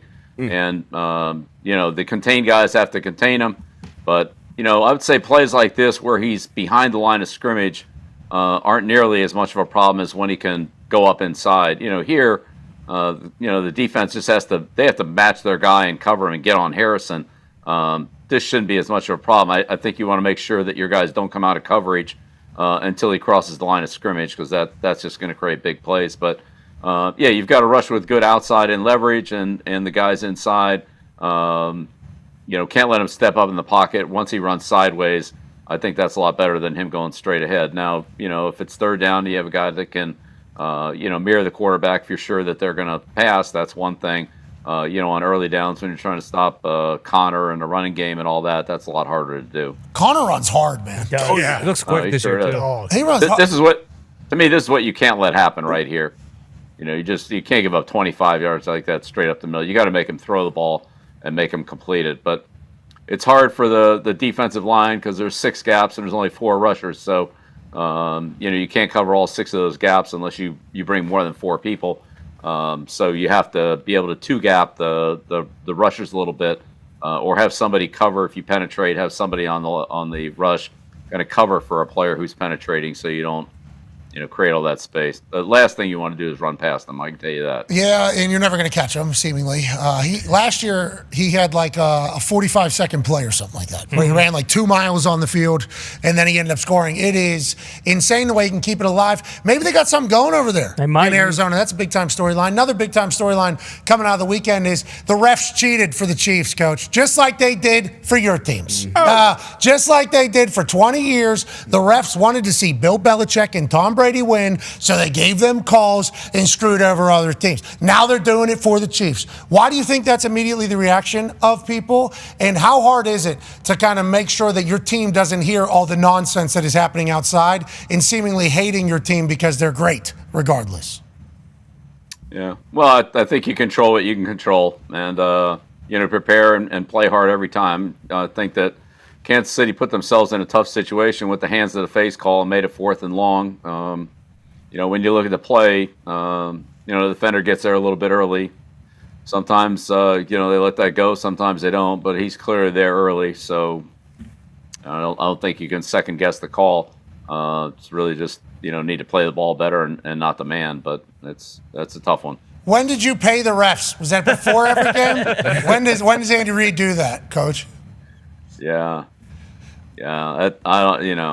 Look, they have a tough job. They really do, and we've all had calls go for us and calls go against us. But I'd say that with the speed and athleticism of the receivers and overall skill players out there, it's a tough job.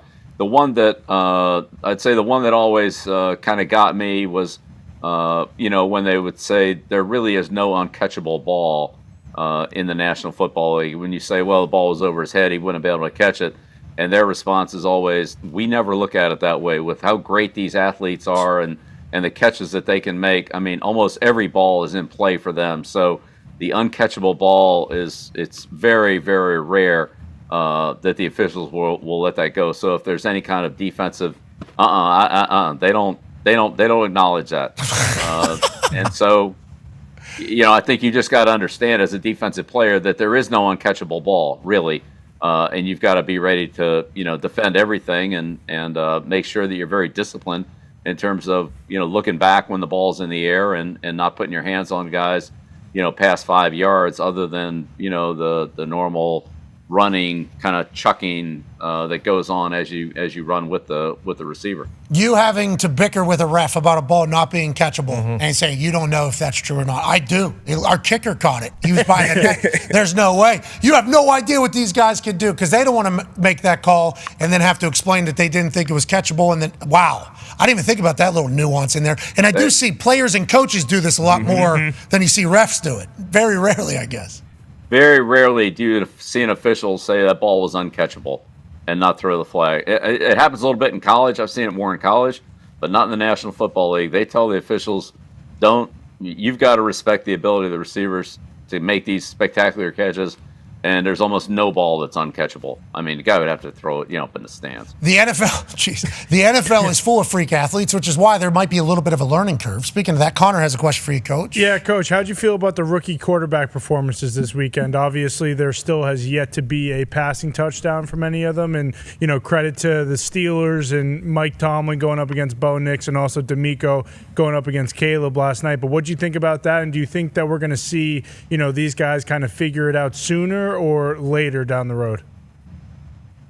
Well, I think the one thing that would help these quarterbacks more than anything is just a good balanced attack, and Daniels had more of that than anybody else. They were able to run the ball against the Giants pretty consistently. I think that made it a much, I would say, easy day, but an easier day for him. The tough thing for the quarterbacks when you got to go back and throw every down and throw on third down and throw against a big pass rush, and they know you're going to throw. So, Denver's played from behind the first 2 weeks. Chicago's, even though they won, they haven't, really been in control of the game. I thought that, the running game really helped Daniels at Washington. He ran less and was less rushed because of a better running game. So, good complementary football will help them out. But look, those guys have a lot to learn, and we'll see how quickly they can process it. But it looks like protection is going to be a problem for Chicago all year, and we'll see how it goes here in Denver. But they've obviously going up against Pittsburgh. That's a problem for most every team. Yeah, T.J. Watt exists.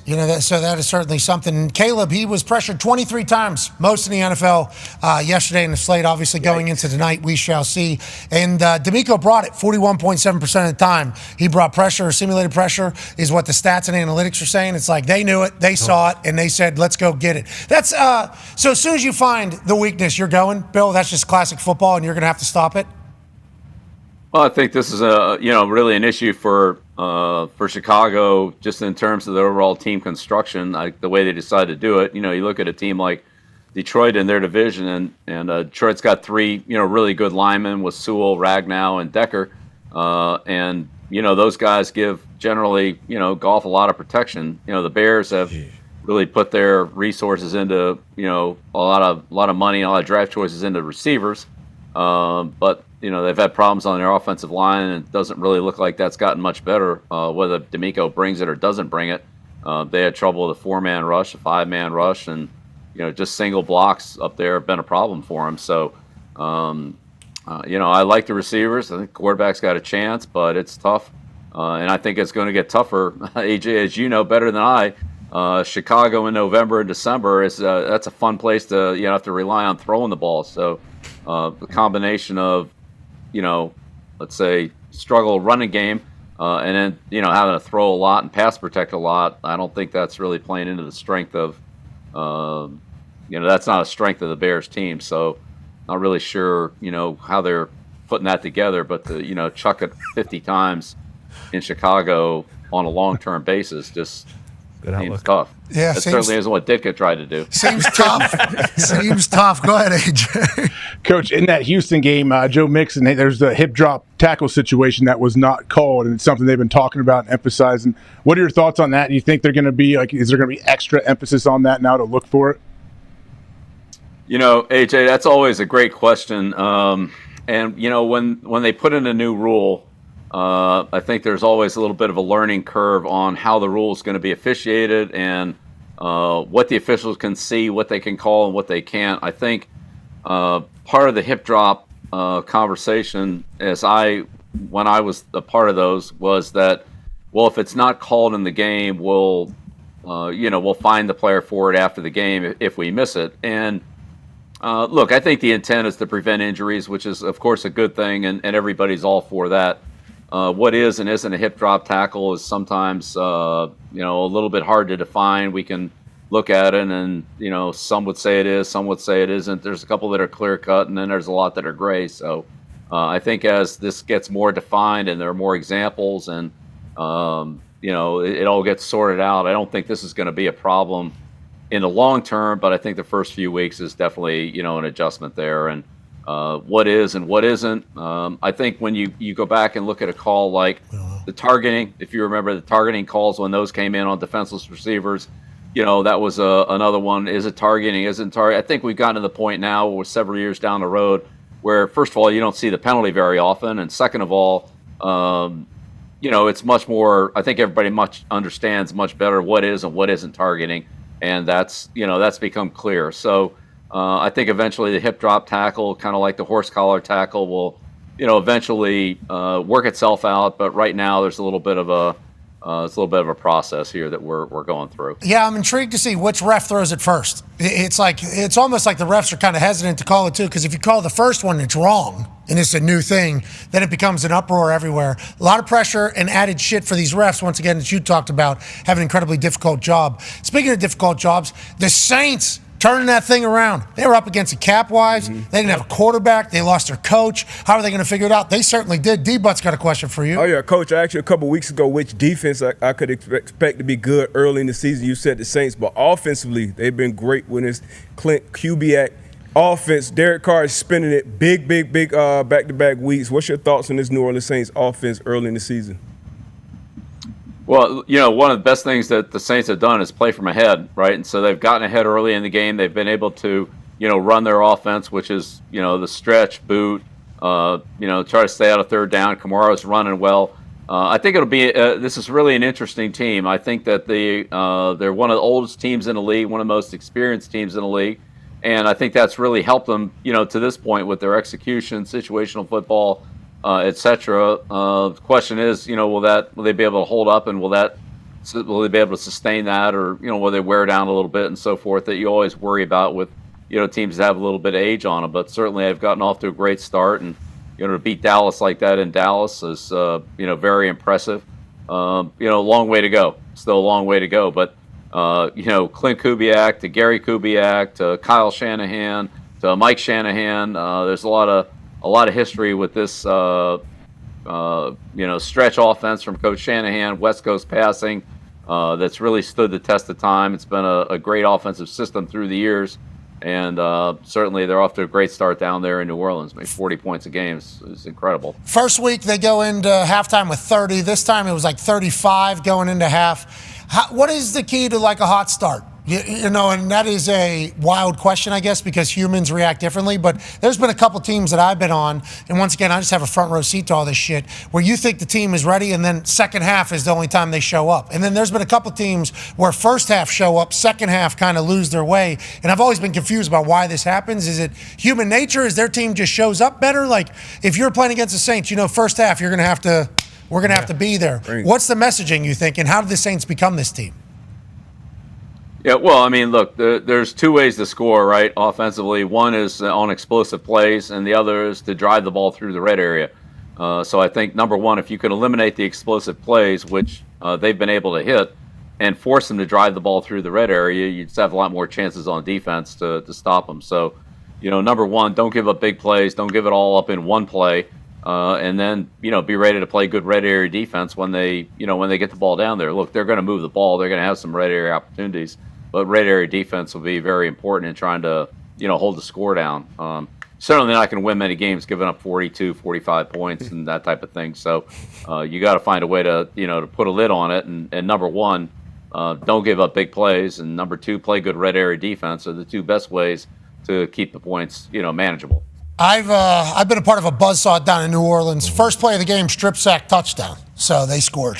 Yeah, that was first play of the game. Uh-oh. And that place just went absolutely bananas. And they hung 60, I think, that night. I think Jimmy Graham might have just scored another touchdown from that game, to be honest with how it gets going. But that's a whole nother department. Like, if they were home there, now obviously going to Dallas and do that place is not easy. That is a loud place. That is infectious. It's like, are the Saints all the way back? It feels like it. Let's go to Green Bay. They are ending up being a team that is making their fans say best win they've ever seen in their life as a Packers fan. Ty Schmidt? Yeah, potentially, Super Bowls aside. But, Coach, in a situation like that, and you had something like this, obviously the circumstances were a little bit different, but a couple years ago against Buffalo when the winds were swirling and it was like 60 miles an hour or something like that, but you guys basically ran it 50 times. Packers did that yesterday. I think they ended up having 54 rushes. How difficult is it to win a game like that in today's NFL when you kind of just have to stay the course, but it is a pass-happy league, and at a certain point there, that the other side knows, like, okay, they're just going to try to run it down our throats. How difficult is it to actually win a game like that? It should be tough. It should be really tough. The Buffalo game you were talking about was a very low-scoring game, but it's a couple of weeks that the Colts have had a tough time stopping the run. They stay in the same front for the most part. They don't really make a lot of defensive adjustments. They kind of do what they do.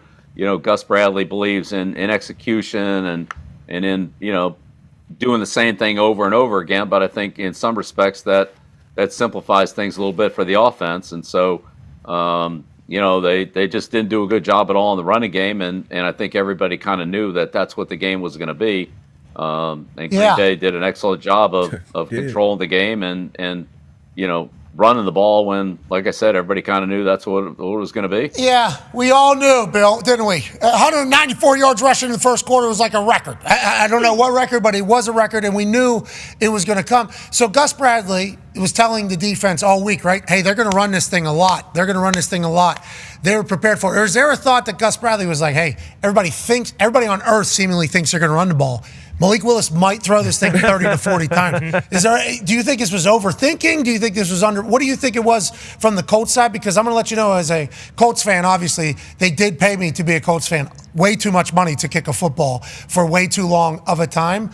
Like, I'm pretty freaked out about what happened yesterday because that seemingly was the most predictable outcome another team was going to do to you, and we weren't able to stop it. Even though it was a close game, 16-10, yada, yada, yada, we were in it till the end. But that was alarming. Should I panic completely, or is this just, hey, and I don't want your Colts bias to come through here. I would like actual football answer here. Should I be panicking right now or no?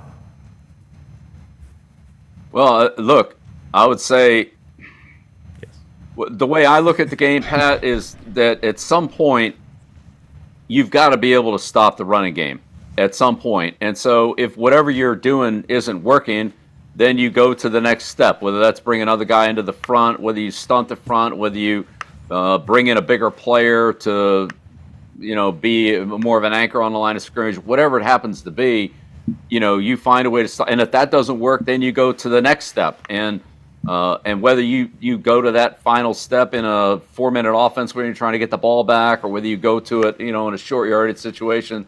But I think you have to have a way going into the game. And I always told our defensive coordinators this is, okay, what are we going to do to stop the run? Like, what are we going to do if they get this going, whatever it is, their stretch play, their counter play, what are we going to do to stop this? And if our base isn't good enough, then we got to have whatever the next step is. And if that's not good enough, then we got to have another level after that. That's the way I looked at it. And so I think the way the Colts better look at it this week is, they had such a tough time with Green Bay. Really, it's been 2 weeks in a row. that whatever they need to do, they better figure out something to do with this week, or this movie's just going to keep showing. It's going to be the same thing all over again. I don't want to see this movie again. I'm done with the movie. I like seeing some movies multiple times. Okay, I've watched, Avatar, the original, numerous times. Top Gun Maverick. I watched the final 47 minutes of that thing probably 100 different times. I don't want to see that movie again. No. I know you do, Ty. Oh, yeah, every day. What a day for Packers fans. You guys thought you were going to lose that game. Everybody on TV, with the Colts were their fun pick. Everybody, I like the Colts. I like the Colts. I'm like, no, what are we? And then watch the game unfold, and it's like, nah, we're getting our asses beat. I don't like that at all. A lot of season left. I haven't lost faith. AP Tone has a question for you, Coach. Yeah, Coach. Minnesota Vikings get a huge win yesterday, and everyone talks about the Kevin O'Connell offense, and I believe it's part of the Kubiak scheme as well and the Shanahan scheme. But not a lot of people are talking about how dominant their defense has been to start the season, and obviously Brian Flores comes from your coaching tree. They are leading the league in quarterback pressures. What is it about Brian Flores and his defense that makes it so difficult for other teams?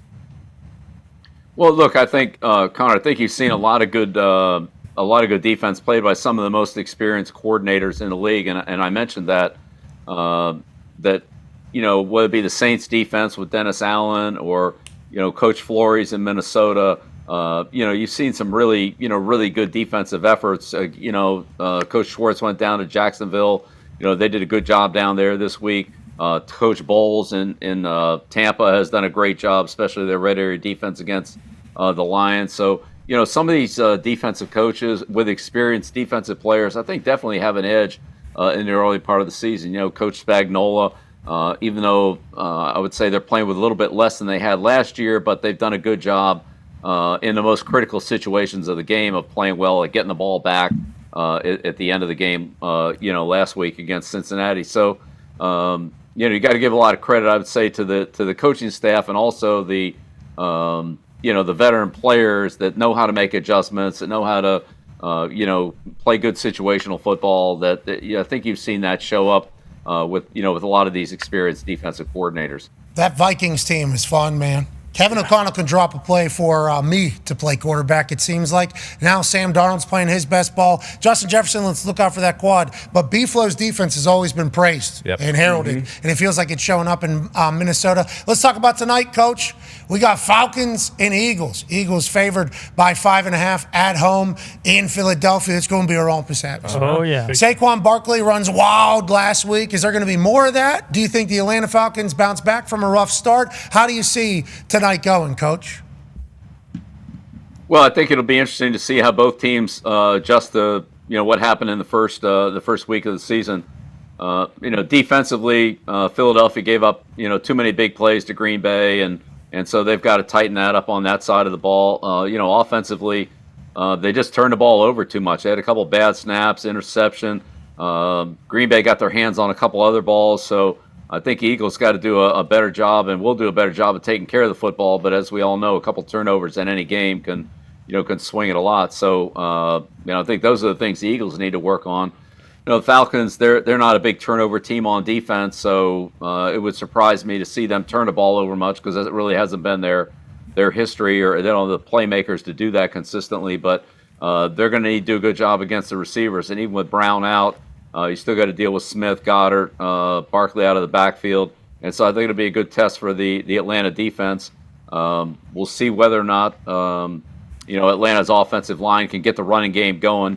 Philadelphia looked a little vulnerable on that in the first game, but if they can tighten that up and make it a passing game, then, Philadelphia's got a good pass rush that'll probably create some problems for Atlanta. But, Atlanta's going to come into Philly. They'll definitely be using the silent count tonight, Pat. I can tell you that. Yeah. I know they used it at home last week and messed it up, but they should be working on the silent count all for the whole game tonight, because it'll be really loud there in Philadelphia. So it'll be interesting to see how much the team's improved from last week. And certainly, the Falcons got two good running backs. If they can get Robinson going, I'm sure they'll throw it to him and hand it to him. But if they can get him going, and get the running game and get some, let's say good solid passes, high completion percentage, good solid games, stay out of long yardage, that's their best chance to stay in the game and not give up those big plays to Smith, Goddard, Barkley, and the offense. Coach, you're going to be on the Manning Cast for the first quarter, right? Are you going to be live from the stadium? Yes, sir. I'll be there. Okay. I can't wait to see how that works out. Shout out to the tech people behind the scenes, Omaha, NFL Films, I assume, the entire team that's a part of that. We'll see about the reception in Philly too. You know that I haven't always gotten the most love there.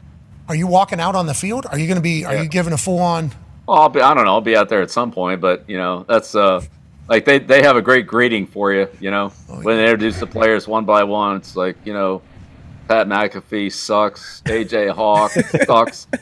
Coached by Bill Belichick really sucks. Yeah. So, yeah, Philly. That's when we decided to stop going out individually, just run out of team, and do it all at once. Smart play. Each guy to get his own individual, lashing from the Philly fans. So we said, like, forget that. Let's all go out there together and let them boo us all at once. Yeah, shout out to Philadelphia having great sports fans. Yep. They are very passionate. Oh yeah, Flyers haven't very won passionate. in forever. Yeah, the worst franchise in the NHL. Yeah, and Sidney Crosby just signed on for 2 more years. Shout out to Flyers fans. Pittsburgh Penguins legends going to come into your barn and continue to annihilate for the next 2 years. But there's Eagles fans. Well, great. Go ahead. Yeah, great weekend in Philadelphia. The PLL championship yesterday over at Villanova was awesome.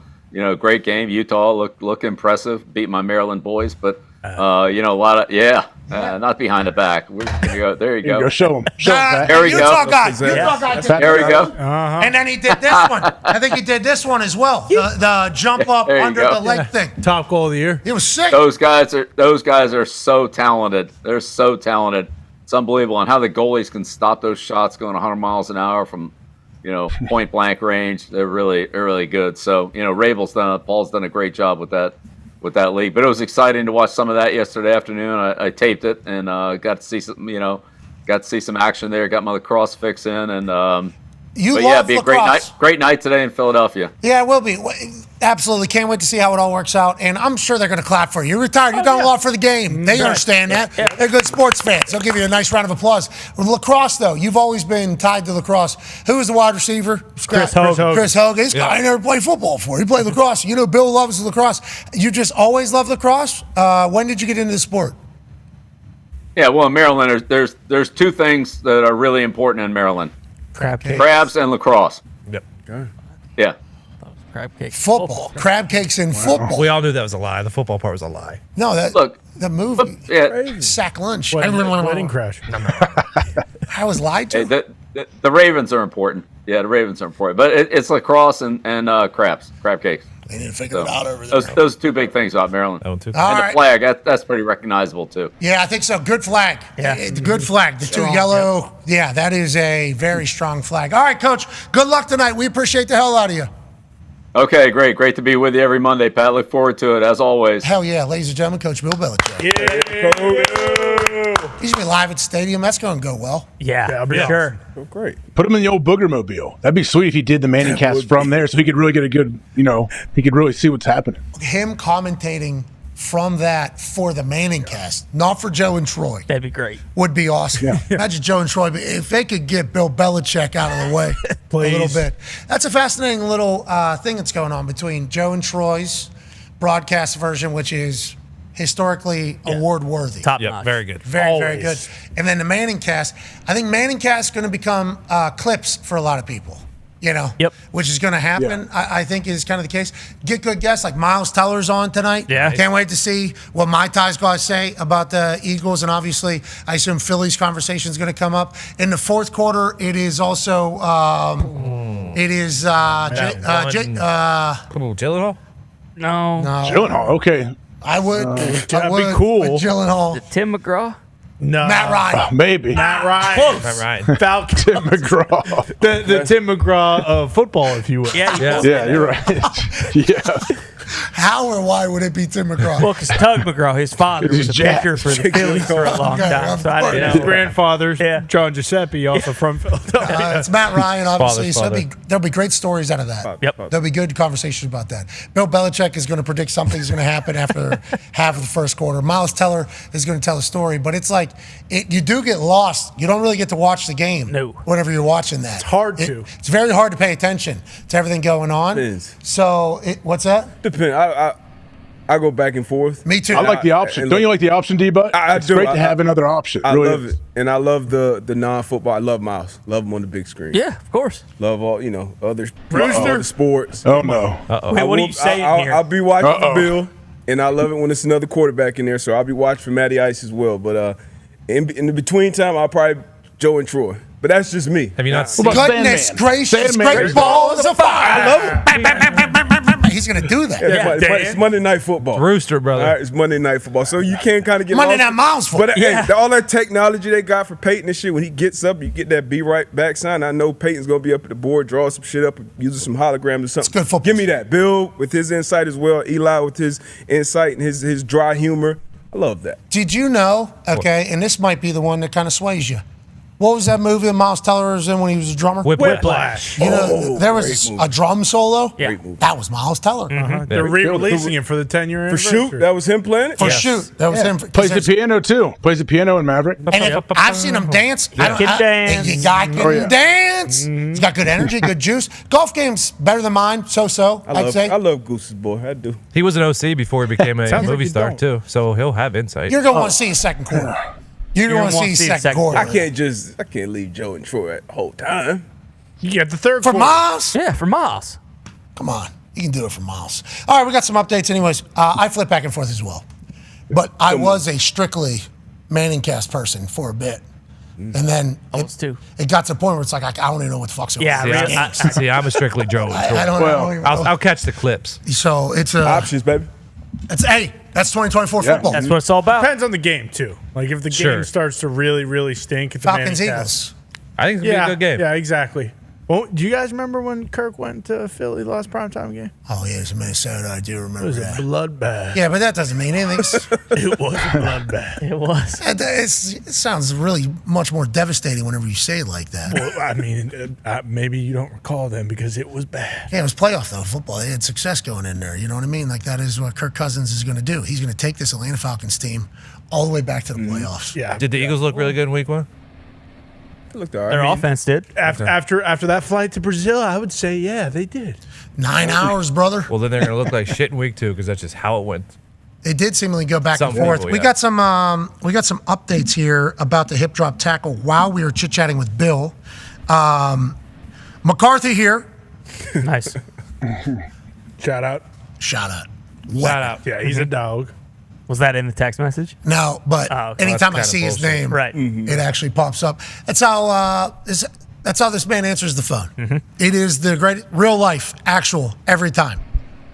Last name here. Just I don't know if it was military reasons or how this thing. I always drop it right back. No matter who it is, like what if it's his wife or his kids? I don't know because you can definitely see who's calling. Right, it's 2024. Yep. And we know who we're calling because it's 2024 as well. Unless he's got the headset on and he's just boom. Yeah. Good point. Maybe he does have that old. He might like cool. the telemarketer headset. Yeah. You remember when people were walking around with those Bluetooth asshole things? Still doing it. Bruce still Still does it. Have you happens. not seen it? Truck drivers, they don't take them off. Yeah. No, truck driver's different animal, obviously, Okay. because they're driving Required. and doing the entire thing. I'm talking about the humans that were literally walking around with Bluetooth. that little, Yeah. USB drive Yeah. on the Still side of their happens. face. Yep. You remember that?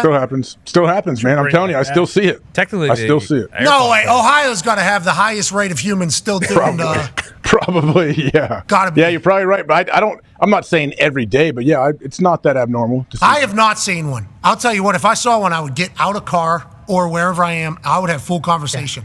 Who are we talking to right now? It'd be hard to take yourself serious. Could you actually wear one like not sarcastically? No, absolutely not. But these people that are, I would like to know a little bit more about. If you're on Wall Sure. Street, you can do it. The AirPods really got rid of the Bluetooth headphones. The people that just wear the AirPods all the time too, I think that's pretty cool. It They is. just look like it's It is a nice cool. little Is it? accessory to your Yeah. head. Mm-hmm. It's like Is it? earrings used to be that. Now it's just these things Yep. that are like, are you listening to me? Music? There's earrings that are kind of like AirPods too. They said too. Now. Yeah, and they can Yes. also, you can talk to people. Dump's got a headset in Yeah. his ear. Connor 28 knows. hours a day. Yeah. Yes, I do. Whatever happened with the big gauge earrings? I saw a really cool looking guy 2 weeks ago. They're still The holes? You'll still catch them. Yeah, the super big hole. They won't hire you at Chipotle or Qdoba if you don't have them. Are you okay? Are you okay, by the way? Are you all right? I'm doing good. Yeah, I'm great now. Heard you had a bad taco weekend. I did. I did. What? Some tainted taco meat, unfortunately. was that where- there big gauge ears there? One of the guys sure did. I'm not kidding. You cannot work at a taco joint if you don't. They got at least 2 people in there with the gauge earrings. At least. Huge. Massive. On Mexican Independence Day? Yeah, you got. Of all days. I know. You didn't like it? No, I didn't. Not at all. Got food poisoning from some bad tacos last night. Been projectile vomiting off and on for the last 8 hours or so. Seems like quite a bad omen for today. And obviously, I felt bad for you. I've been in a similar situation where it's coming out the attic and the basement. Oh, yeah. You know, that is certainly no fun, especially on Mexican Independence Day. I know. About it all. But you also then followed this tweet up with saying, actually. Or is it? It does feel like a pretty good day for Malik Willis to do his thing. And you were right for the second time. So the tacos got you think? Yes, without a doubt. Did you handle the situation? Are you okay? No, I'm good. I mean, like I said, I had very bad diarrhea and puked several common, times. though. It's not. I For mean, you, I feel like it's common for you, though, not puking. The diarrhea part, without a doubt. Yeah. But the basement, very regular. But yeah, you know, Okay. if you're feeling like absolute shit, what's the best way to kind of tip the scales in your favor? Pull trigger. What? What? No. What's that? I mean, don't ever do that. No, he didn't mean like that. No, he's talking about puke. You're talking about to puke. Yeah. Force yourself to puke. Correct. You're talking about to force yourself to puke. No, you pull the trigger and go to your phone and you order Pizza Hut. Really? Without a doubt. You were in the middle of your stomach. Without a doubt. Soak it up. Yeah, soak it up. I was laying on the couch, felt terrible. I said, "There's only one thing that can bring me out of this, and it's a My Hot box." Grab my phone, boom, dial it up, and what do you know? I was on top of the world after that. While the Packers game Packers were beating up the Colts? Exactly. Oh, my God. You had a My Hot box that battled against your upset stomach. Mm-hmm. Yep. And the Packers beat the hell out of the Colts. It's science. What a Sunday. Your hot box is basically your ginger ale and crackers. It is. My wife said, like, it feels like Ty, to AJ's point, has a lot of these types of situations. And I told her the same words you did. Never the vomiting. It's always the pooping. Exactly. I mean, I have serious stomach issues, so like, and you take care of it as well. I have meds. I do. But, you know, at a certain point, it's just like, well, what are you going to do? You know, I can't be getting a colonoscopy every 6 weeks. So, you know, you kind of just have to, you live with it. Good. You learn. Oh, I'm up to date on my colonoscopies. I get them enough. Good man. Yep, I get them enough. And everybody should, by the way. They should. Hell yeah. At a younger age, it's something that more people should get into. Happy that the Hut settled you down. I know, me too. That sounded like a tough Sunday, and then the Packers do what they did to the Colts, and I had no empathy at all for you. Just want to let you know. I get it. I get it. And with how good the My Hut box. Yeah, maybe we send a bunch of My Hut boxes over to the Colts. Maybe that'll kind of soothe everything over with the Indianapolis Colts. I don't think they've earned them. Fair. They can buy it themselves. That's right. Hip drop tackle. Okay, here's from Source Says at the league. As was said before the season, the goal is to remove this behavior from the game. Officials will need to see all of the elements clearly to call it. So it may not lead to many penalties called on the field. They will follow up during the week to educate players and administer fines whenever it needs to be addressed, which is why I think people immediately after the Joe Mixon injury said there is a chance for a fine for this, even though it was not called. He's definitely getting fined. They will definitely fine him. 1,000,000%. No flags have been thrown so far. 2 players last week in week 1 were fined for hip drop. Giants Adoree Jackson and Darius, and then Muassau. Muassau? MUA. Feels right. SAU. Yep. Yeah. Muassau. Yeah. Adoree Jackson and Darius Muassau were fined for a hip drop in week 1. They're trying to identify the key elements. Act 1, tackler grabbing the ball carrier. Big deal. Yep. That usually starts. That's part of every tackle, though. Yeah, but if they're not touching them, you see, you can't. So if I don't touch them, if I jump sideways and karate chop into their legs and land on them, then I'm good. No, but then you touch them at some point. Yeah. You need to actually be able to. Okay. That's one. In Act 2, a pivot or swivel by the tackler. And finally, Act 3, the tackler dropping or unweighting themselves onto the ball carrier's legs. So it all has to get seen by the refs to get a call. And this is a brand new thing for the NFL officials. We'll see how they handle it. We have breaking news in the NFL. The Carolina Panthers have benched Bryce Young. And Andy Dalton will be starting for the Carolina Panthers beginning this week. Coach Dave Canales has repeatedly said, Bryce is our quarterback. But with the season quickly slipping away, Canales decided to make a change. That's from Tom Pelissero. That is the season quickly slipping away after week 2. Bryce Young was not drafted by this particular regime. You got to remember that. He comes into a brand new place that I assume had similar conversations that Sean Payton had with the Denver Broncos, with Russell Wilson. We understand you spent the number 1 overall pick on this guy over C.J. Stroud. Might we remind you? No. Over C.J. Stroud over there in Houston. You see what he's doing? You guys use the number 1 pick. But if it's not working out for us and our team, we have to be able to move on. We assume that David Tepper knew that this was a possibility, or maybe David Tepper this week said, all right, fuck it. You guys done with it? I'm done with it. We're moving on. Give me the redheaded guy. We have no idea how this came to be, but this is massive breaking news for a very young career of a number 1 overall pick that people are going to put into a conversation about how his career went very quickly and very loudly. I will say this to Bryce Young. Seems like a cool dude. Seems like a good guy. His Alabama highlights were certainly fantastic. There was always going to be questions about his size because of what it actually is. That's the reality of the situation. But this does not mean his career is over. No. Maybe a fresh start somewhere else. He finds his team, like a Baker Mayfield, like a Sam Darnold, like these other quarterbacks that have been able to go on and figure it out at a later date. We're not saying it's over for Bryce Young, but boy, the start of it has certainly sucked bad. And I don't know how he feels today. I don't know how Andy Dalton feels today. I don't know how Panthers fans feel, but this is a pretty massive move after week 2, AJ Hawk. Yeah, after week 2, I guess when you think about it though, if it continues the way it has, you're thinking, okay, when is the proper time? Week 3, 4, 5, 6? What do you do? So I guess you're getting out ahead of it right now. This could be a reverse move too.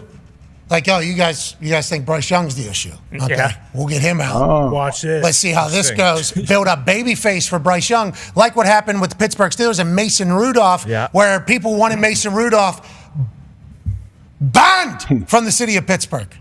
Then all of a sudden, just 1 year later, year and a half later, they were chanting his name in the streets and around everywhere. Maybe this was set up for a babyface comeback for Bryce Young, or maybe this is them saying, we're done with this.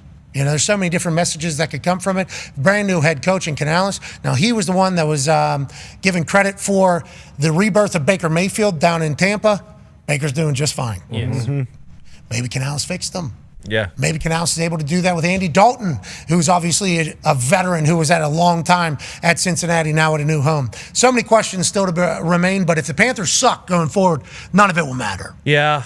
Unfortunately, I feel like the writing. I said I'm willing to give this guy another chance after last season with the coaching staff and that whole situation, and then that backpack photo came out, and boy, was the writing on the wall when that came out. That was basically the nail in the coffin for me. What are you talking about? That was a terrible. You're talking about when Bryce was walking with that backpack on? Yeah. It was half his body? Yeah, it was half of his body. It was a big backpack. He had It a lot of was stuff. 4 foot.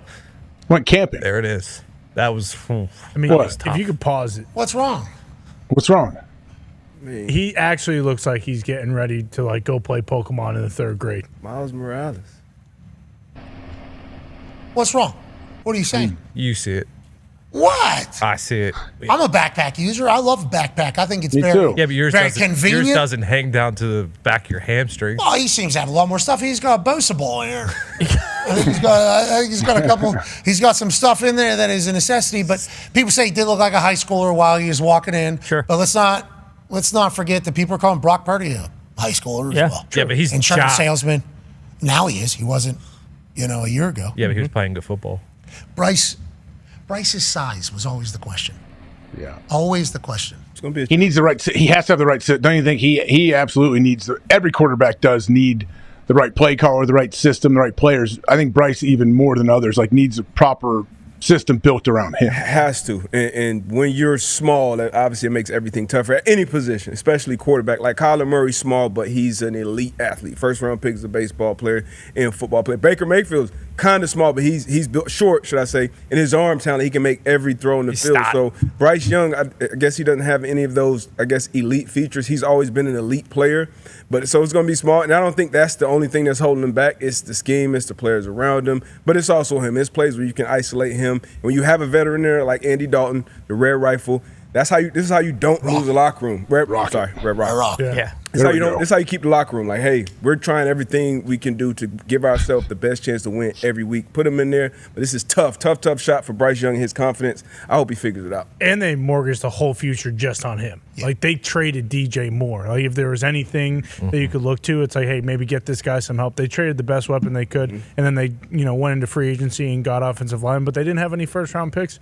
last year or excuse me, this year because of that trade, and then they had to go back up and get Lee Gett at the end of the first round. When you talk about him not having any of those like elite traits as an athlete, like the thing they talked about with the draft is like he's a football savant. He's a genius. His brain is his biggest trait. And you watch him play, and like part of it I think is that he might be snake bit a little bit, but a lot of times it looks like he doesn't know what he's doing out there, and like he can't read what's going on from the defense. Yeah. And again, part of that might be that the team around him sucks, but he's certainly not doing himself any favors. Second offensive system in 2 years for the guy. He's been benched after the second game in his second year. That's tough. They were calling him Steph Curry at one point in football. They were. Well, hey, it's all right. Good luck to everybody. The Red Rockets back on the field, though. Let's get excited. Let's get excited for that. He's going to move some tickets. We all know it. This show continues on YouTube and ESPN Plus. We can't thank you enough. We'll be back tomorrow with Aaron Rodgers Tuesday. Be a friend, tell a friend something nice. Nailed it. I think I got it. Well done. Oh, yeah. Well done. I think I got it here. I think it was the quickest 2 hours we've ever done. That was very fast. Yeah. Very, very fast. Very, very quick. Bryce Young getting benched there at the end of it's crazy. That's nuts. 2 games into your regime. Okay, so let's say he goes to, Canales. Yeah, Sean Payton did the Russell Wilson thing for at least 10 games. And Yeah. you listen to some people, it was like he's not trying with Russell Wilson, but yeah, he is at least doing the whole song and dance thing.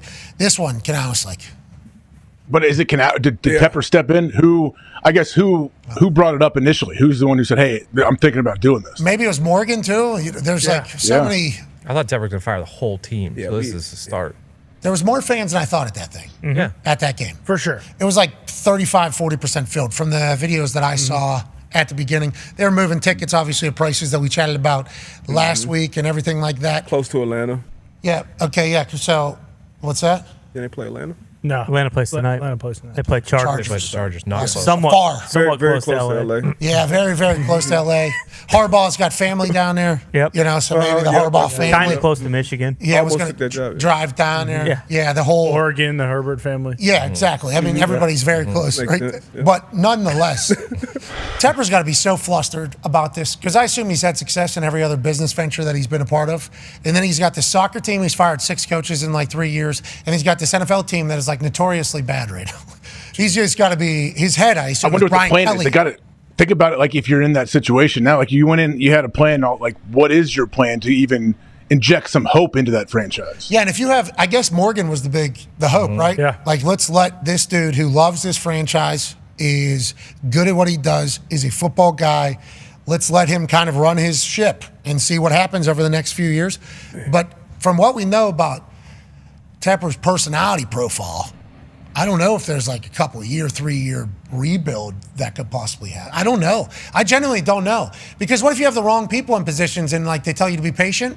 Like, hey, you got to be patient to build a team. What if you got the wrong person though? And then you're just patiently waiting for something that never comes. And then you just pass 3, 4, 5 years? I would not want to be in the position that Tepper is in, but Tepper has put himself in the position that he's in by doing whatever it is and hiring that he's been making and how it's all going. It's just like, I don't know how you fix it. I genuinely have no idea. Yeah, because going into this year, I mean, they had Frank Wright last year, and obviously that was a massive disaster, but just from the outside looking in, like this wasn't the kind of like you can't have a first-time GM, first-time head coach coming into this. Like they needed some sort of stability or someone to be able to come in and like build their culture. Like we were talking about, like, hey, give Harbaugh as much money as he wants. Let him come in and kind of reshape how this whole thing goes. But I think when you have a guy like Tepper who in the past had been calling his coaches down every Monday and say, hey, talk me through the entire film. Why are we doing this? Why are we doing this? You kind of scare away, I think, some of those guys who basically want to be like, hey, this is my show. Like, you can put up the money, but get the hell out of my way and let me do things my way. And then they get 2 guys who have never done it before, and it's like you can see how things can kind of start to snowball. 2-16 stats are coming out in his 18 games that he has started. 11 touchdowns, 13 interceptions. That's through the entirety. Not terrible. 2 coaching staffs, and whole new. I mean, it is a wild time down there in Carolina. Shout out to Ari crushing it per usual, another NFL season. But good luck, Panthers fans. It's going to be good. Good luck. It's going to be okay. Do they have their first round pick next year? I believe didn't they give up 3? Yeah. 2025? Gosh, I would assume they'll have. I didn't think they did because they traded DJ Moore in it. Thought it was just the first 2. And Looks like they do. Yeah. Okay. Tepper should just blow up the stadium like today. He should just be like, you know what? The whole stadium? Yeah, we're redoing the stadium. And then just play somewhere else. Do like what the Northwestern football team did. All right, let's talk about another team that hasn't won in a long time. Trevor Lawrence hasn't won since Thanksgiving last year.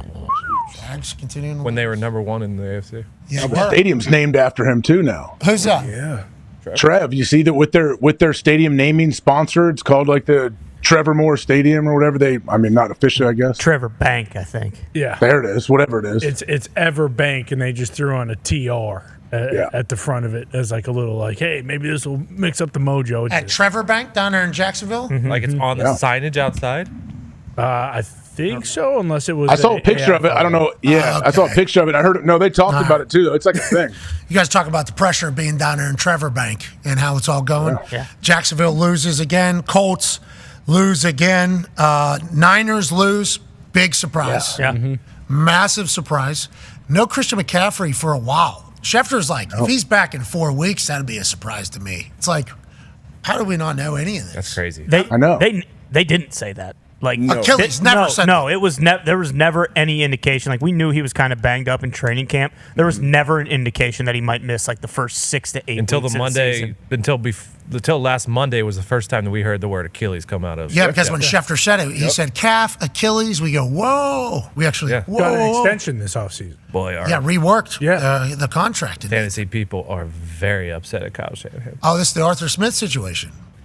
Worse. Yeah, because I guess zero chance of playing as opposed to just not giving the ball. Mm-hmm. Yeah, because that was kept very tight. It's kept very tight. Mason knew allegedly a few days beforehand. He had another 100-yard game. Yeah, they can run. Now, could you imagine if Christian McCaffrey was there? Yeah. That team fully loaded. So how long is he out? Like how long will he be out? I know tendonitis is it's a rest situation. They come back this year? That's a good question. So what do you know what Achilles tendonitis is? Because Schefter not really. Schefter said that D Wood had Achilles tendonitis, and then he came back and he tore his Achilles. I don't know if that like exactly how that works. But yeah, tendonitis, isn't it just like inflammation of however's the connection of whatever? It's not arthritis. That's different, obviously. Yeah, that was my understanding of it, of the tendonitis. But so rest would help because Schefter then said, if he can't go now, why would he be able to go in 4 weeks? And was like, well, tendonitis, you rest it. When the inflammation goes down, then I guess it feels much better. But yeah, I don't know how. What is Achilles tendonitis? Achilles tendonitis occurs when the tendon that connects the back of your leg to your heel becomes swollen and painful near the bottom of the foot. There are two large muscles in the calf. These create the power needed to push off with the foot or go up to the toes. So if it hurts, that sucks, by the way. That is not fun. That's on your heel. That's every single step. But also, if it feels like it's going to pop every time, mentally, that's a tough one. Oh, man. Mentally, that's a tough one. I had my hip whenever 1 year during training camp, and it was like I had like a little, I don't know, like some sort of like a little pop to it, like something happened to it, a little twang on it. Every time I went to kick, it felt like it was going to pop, and that's not fun. You know, I finally did at TST this past summer, but like every single kick, like in my head, I'm like, this might be the one where it goes. This might be the one where it goes, and then inevitably it just kind of like just got healthy, which was like cool. For that to happen. Will that happen with the Achilles? Or is it like all season until this gets fixed, he's going to think, oh, shit, it's going to pop. It's going to pop. Because that's a nightmare to deal with. Like that. He came back in practice, though, right? Like he was worst day before week 1. Oh. They said on Friday was worst day. This past Friday was the worst day he's felt. So he probably had a setback then. That's part of the reason I'm sure he was trying to fight through it. But yeah, like the IR situations. Yeah, we thought we had him. We thought he was in. It was like Wednesday last week. I thought I saw a quote from him. It was like, I feel good. I could play this week. That was Wednesday. And then Friday was like, we're out. Something could have happened, yeah. I hope he's okay. Anytime you hear the word Achilles, not always fantastic. Yeah. Speaking of Achilles, a man will join us on the other side who's recovered from an Achilles tear, and he's tearing it up for the Los Angeles Chargers. J.K. Dobbins joins us on the other side of this break. We're going to run and go to the bathroom. Mm-hmm. It's been a fun little Monday. It has been. We got overreaction tweets from around X. Became a number 1 trend in the United States in a few moments. We appreciate everybody. Hashtag I don't want to overreact, but on the other side, and they are good. Yeah. Mm-hmm. There are good overreactions this week, AJ Hawk. I mean, the difference between week 1 and 2 for some teams, good to bad, bad to good. Yeah, I can imagine some people are pissed off a little bit. Let alone bad to good. What about bad to worse? Yeah. Those ones also that's very disheartening. good. Yeah, those some ones people good Some too. people are out. Yeah, season's over for some people already in their brain. All right, be a friend, tell a friend something nice. It might change their life. We're back in 5. Take 5. 5.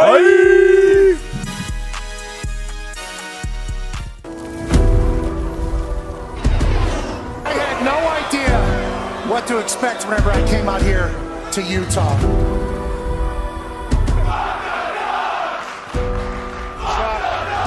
Stop that. Yeah, Wait, don't get stop that. that. Shock. I can't make it. Steve Smith Sr.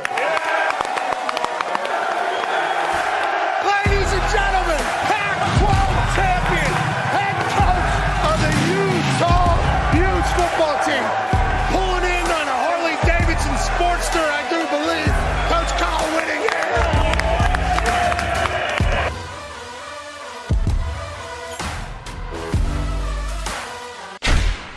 Lot of blessings piling up that I ain't even wished for. None left over for y'all. I'm locking the fridge door at the crib, cutting hits. I read through the catalog, came to conclusion, no one's touching this. Just finished the maiden voyage, hopping off the Mayflower. Said I'm shot to kill them off, whatever the take down. Sink the boats, I'm at home. I'm selfish with the goals. I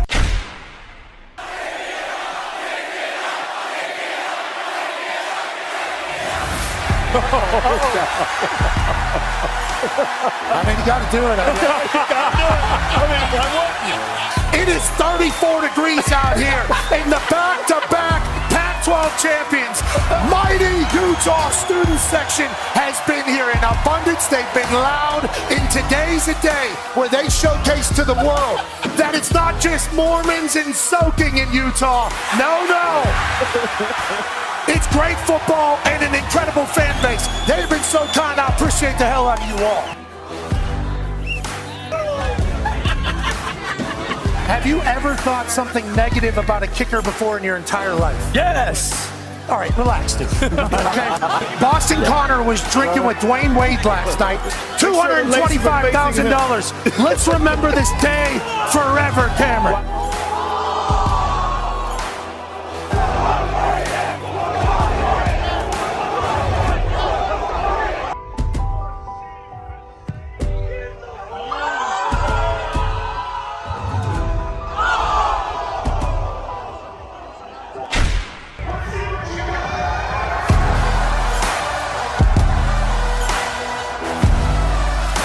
You know that 29 out of the last 30 home games that happens right here at the University of Utah, the Utah Utes win. Cam Rising said yesterday, we don't lose at home, and today, they ain't losing.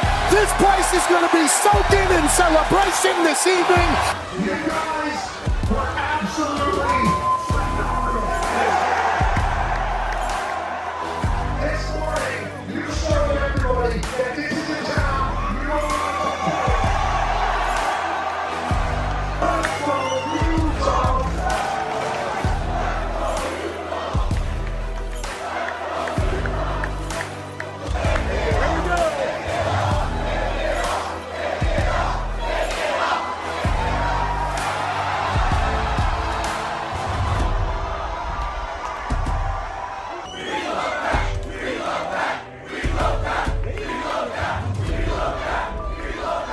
I am jacked, dude. Lighting's great.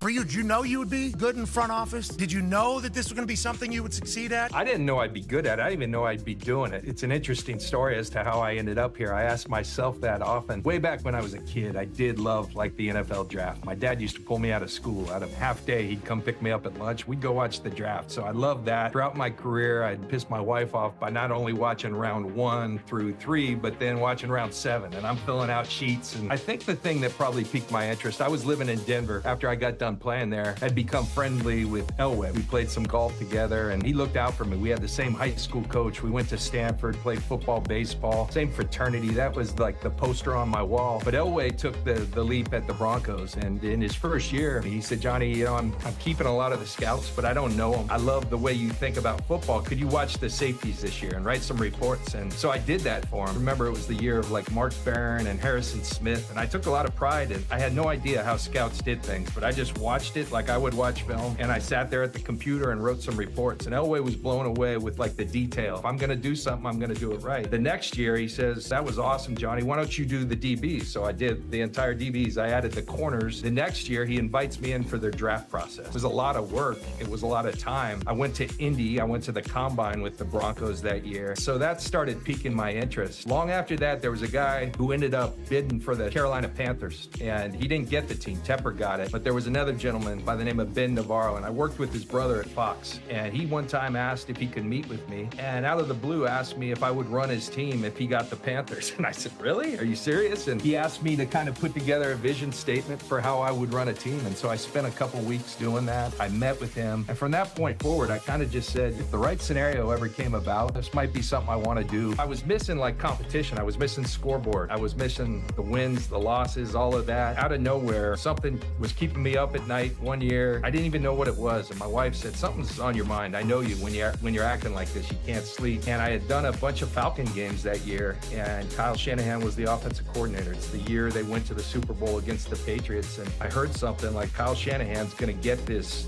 Niners job, and that's the one he wants. But somebody said he's struggling to find a GM he wants to work with, and so something was on my mind. I had done a bunch of Kyle's games that year, and I gave him a cold call, and I just said, "Hey, dude, I want to thank you for all the time you've given me all year in these production meetings. I heard something that you're struggling to find a GM." And he goes, "I am, man. It's killing me. I think I am going to take that Niners job." And he goes, "Why are you asking?" And I said, "Well, consider me. I don't even know if I do it, but just think about that and see what you think." And his first question, he's like, "Dude, why would you do that? You got a great job. You got a great life. Like, why would you even consider doing that?" I said, "You go play your games." He did. He called back and he said, "Man, I can't stop thinking about what you said to me. Would you do that? And I want you to come meet this dude named Jed." Well, that dude named Jed was our owner here, Jed York. Came and met Jed. We flew cross country to Atlanta. I was offered the job on that flight. We meet with Kyle and the whole thing's wrapped up. I hadn't even talked to my wife or family yet. It all moved kind of fast, and here we are 8 years later. So sorry for the long story. No. No. I'm hoping we get 3 or 4 more of those. That was phenomenal. Hey, thank you for blessing us with that information. And also, shout out to you being somebody taking initiative and being like, "You know what? Yeah, this is something I want." And diving right in and being prepared and knowing that you're prepared. Hey, Why? let's go. This show stinks. And the fact that you listen, we are very, very thankful for. McAfee on the line with a gorgeous assist. The all-time leading tackler for the Green Bay Packers. You pink. Damn it! Be a friend, tell a friend something nice could change their life.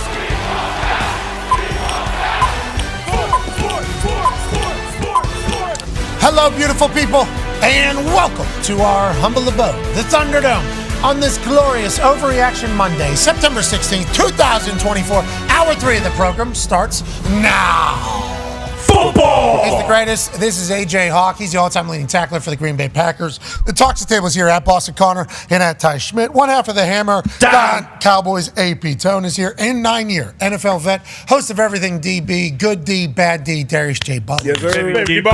We'll be joined here in a matter of moments by a guy who has a bunch of Chargers records, and I think he's becoming one of the great stories of this NFL season. You know, everybody wrote him off, didn't they? Yeah. Wrote him off. Especially whenever he tore his Achilles last season. He went out to the Achilles factory, worked alongside Dr. Neil Elatrosh and Aaron and boys, came back stronger and better than ever. Then he found himself a home with the Los Angeles Chargers, and now he has the most rushing yards in a Chargers' first 2 games in the franchise's history. He's the first Chargers running back to go for 130-plus in his first 2 games with the Chargers since LT. This dude's an absolute dog. Ladies and gentlemen, from the Ohio State, J.K. Dobbins. How you doing, man? Hey, y'all, man. Good to see y'all. Jeez, I just dropped bats all over the place. Okay, that's 100% on me. But J.K., as soon as I saw what you ended up doing yesterday, I sent a DM and I said, is there any way you could join us again? Because this is going to become a trend now. We're just going to go for 130-plus touchdowns and take over games. That's the expectation. I saw your interview immediately after the game and said, you're already thinking about the next one. This mindset is insane. How did it feel yesterday? Have you taken it in at all? And what a front flip bump that has everybody buzzing, JK. Yeah, man. Yesterday was a great game. There was a few runs that I could have did better on. You know, I feel like I could have did better in certain areas. But it was a great win, great team win. My O-line blocked well for me, and like you say, it's time to get ready for the next week. We got a tough opponent in the Pittsburgh Steelers. I'm very familiar with that team. I know it's going to be a fight. So we're going to see what it is. Okay, formerly with the Baltimore Ravens, obviously Steelers, Baltimore, massive rivalry now. Chargers on the East Coast on a run, and so is this man. Now, the way he ended that touchdown run was with a front flip bump, nice flat back. His coach, Harbaugh, chatted about it afterwards in a press conference. That's something I've never been able to do. I know people can do it, rather easily. Something I always tried to do. Rehearsed it. I've tried to flip off a diving board into water. I've tried to do it off of a trampoline. I've only tried it once off just the ground like he did it, and pretty much every time, for some reason I stop mid turn. So yeah, just cool. I've always admired people that could do that. That's something I'm missing. Not getting that last part of it. That last, I just can't. For some reason, I fucking can't. I just can't get there. Did you guys have a conversation about it? And at what point did you think, I'm going to do a front flip? Was that premeditated or in the moment? Man, that was in the moment. I don't know. It just happened, I've done it one other time, and that was when I was in Pee Wee football. I got to find a video of it, but man, it was after, Reggie Bush was big. In the Rose Bowl game, he hit that front flip. When they're playing Texas. And, of course, I'm a young kid. I'm watching that like, man, that looks so cool. So I end up hitting it in Pee Wee football, and then yesterday, I don't know, man, it just happened. Like, I don't know. It just happened. I didn't plan it. It just happened. You know what I'm saying? I just hit it. Hey, sometimes the soul knows, and obviously you lose the ball, I think, because you weren't prepared for the amount of force that was about to come in. That thing goes shooting out of your. Yep. That one kind of caught you off guard a little bit. I also saw a picture of you in Pee Wee football wearing a Chargers jersey, I think, right? So you said, look at the jersey I'm wearing in the post. It's like, hey, this is meant to be, JK. Does it feel like that right now? Oh, yeah. Yeah, man, it's feeling like it's meant to be, prayed on it real hard in the offseason, as I was going through the free agency process, coming out of college, I didn't think I would ever have to go through something like that, but just the unfortunate injuries that I've had, man, I just, I'm grateful for them, though. I'm grateful for the Achilles, the knees, I should say knee, I only had one. Man, but it brought more of the dog out of me, because maybe it would have been too easy, maybe, if I didn't have those injuries. So, yeah, man, it feels meant to be. Especially, man, I love it in LA. The weather's great. The people are great. The energy feels great. It just feels so meant to be. Every brick laid on the road to where you are right now feels like it was right, Feels like it was all right there because now you're with a Michigan man as a head coach and your relationship is seemingly perfect. Go ahead, AJ. I guess I know you're always on to the next one. We saw that in the post-game interview you had, but how motivating is it to come out here in these first two games and to play this well? Because we know success breeds success, and it just keeps stacking it and stacking it. I feel like you have to feel a little bit not you're definitely not satisfied, but justified in all the hard work that you have put in over the time. It's got to be all right, hey, let's just keep this thing going. I'm never stopping. Man, you just hit that right on the head. Each week that I do it, the more I want it. I need more. I need another 100-yard game because now that's the standard. That's the standard that's set for me. If I don't get a 100-yard game, I feel like I'm low stakes. So, like you say, man, I want more. I want more and more, and that's where I keep doing that because I want to keep getting these games, just letting people know, hey, you didn't believe in me. You left me hanging there. You thought I was finished. A lot of people thought I was finished. And I kept telling people I'm not finished, So just to keep doing this and showing people, yeah, you remember you forgot about me, but God always had a plan for me. You know what I'm saying? So just let people keep sleeping, keep making it's that team, this team. Well, I'm gonna keep trying to do it, just so I can prove myself right. I love that. And you said all those things you're happy they happened, because it got you to here. It's like all the teams that weren't interested. What a beautiful, these people were saying you'll be going to UFL or XFL. Mm-hmm. We'll see how this whole thing goes. That's what it feels like. You're saying, yeah, okay. That is what people were saying. All right, yeah, try to get yourself back into NFL form. And let's talk about being back into NFL form. Hey, you scored, didn't get walked. Hey, this is good news. I saw in the post-game interview all the hard work has paid off. Did you feel faster? Oh, we lost him. Wow. I'm not getting. Unless the guy running 4.2. I don't think anybody catching me. Okay. Those days that's behind us. You know what I'm saying? I don't think no one's catching me again. No one. All right, I'd love to hear that. I think our connection with you just broke down a little bit. It looks like you're in a hotel, which Tone Diggs has a question about actually as we regain some service with you. Yeah, JK, you and Aaron are atop of the AP Comeback Player of the Year odds. I'd say that's a pretty good vote right now. It's a shame that you won't be going for another 100 yards next week. That's tough, but you go the week after that, after the Steelers. But you guys are staying on the East Coast this week. Does the team have any big plans? How is it going out on the East Coast for back-to-back weeks? Man, it's cool, man. It's really cool. I've never done this before. It's really cool. We get some good team bonding. You know what I'm saying? We're hanging out. We're working. We're staying grounded. And I think it's going to help us a lot coming for this next game against your Steelers. Mm-hmm. That you love so much. Hey, they're playing great defense right now. Maybe.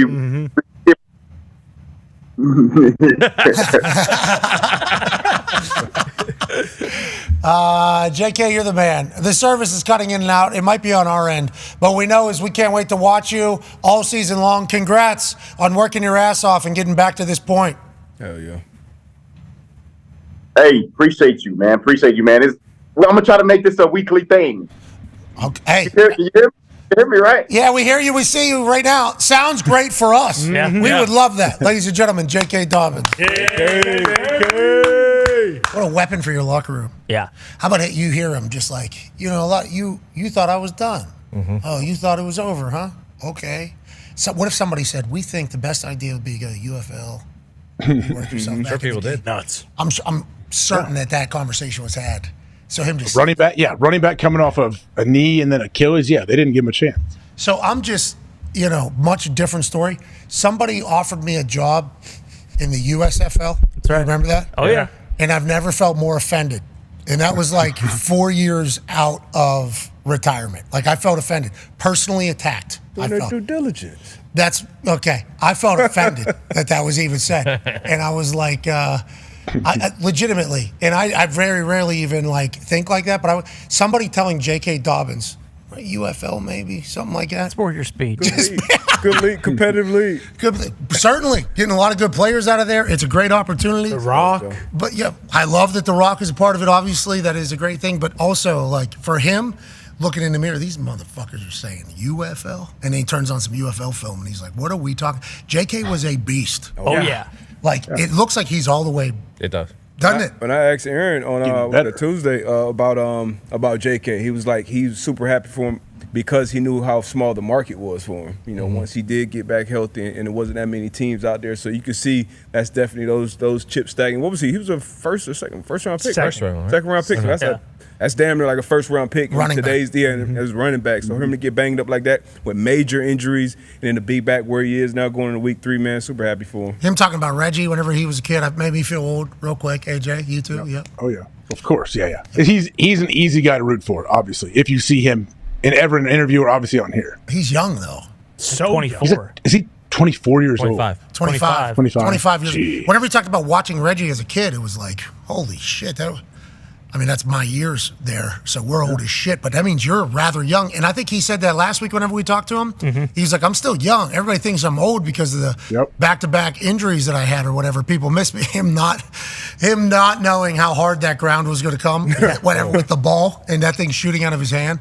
And then also him just saying, it was in the mouth. I just felt, I should That move right there. Yes, stutter. But think about stiff. I think Penix and Bo Nix, I think, are 25 or 24 for 25. Like, it's crazy to think like how long and how everything that's happened in his career. He's the same age as those guys. Coming out of Ohio State, he was the man, homie, right? I mean, that was the. He was awesome. He was awesome. Who was So his good. quarterbacks there? Who was his quarterbacks at Ohio State? What year did he get done? Fields? Was he with Justin Fields? 2020. I think Fields was with him at least for a couple years. Hey, Fields is all of a sudden a hero over there. Slinging I know. Hey, George Pickens taking massive shots too over the middle. He's receiving and losing his mouthpiece from taking a shot. Yeah, I feel like they've taken like 350 yards from Justin Fields. They have. But, Back-to-back watching weeks. the games, like some ticky-tack, so it's Justin Fields is playing some good football right now. He really is. You've been pushing for this since the beginning, seemingly. You've said the future. There it is, right there. That's George Pickens. That's your guy too. Like taking a shot over the middle. And I'm not saying that that's abnormal. George Pickens gets involved in the blocking game. He likes putting people down. Now, granted, there was a play last year where he didn't block because you didn't want somebody to run up on his legs and everybody attacked him or whatever. Everybody knows that George Pickens is an elite talent, but it's like Justin Fields and him have connected more in the first 2 weeks than maybe I saw all of last year with George Pickens.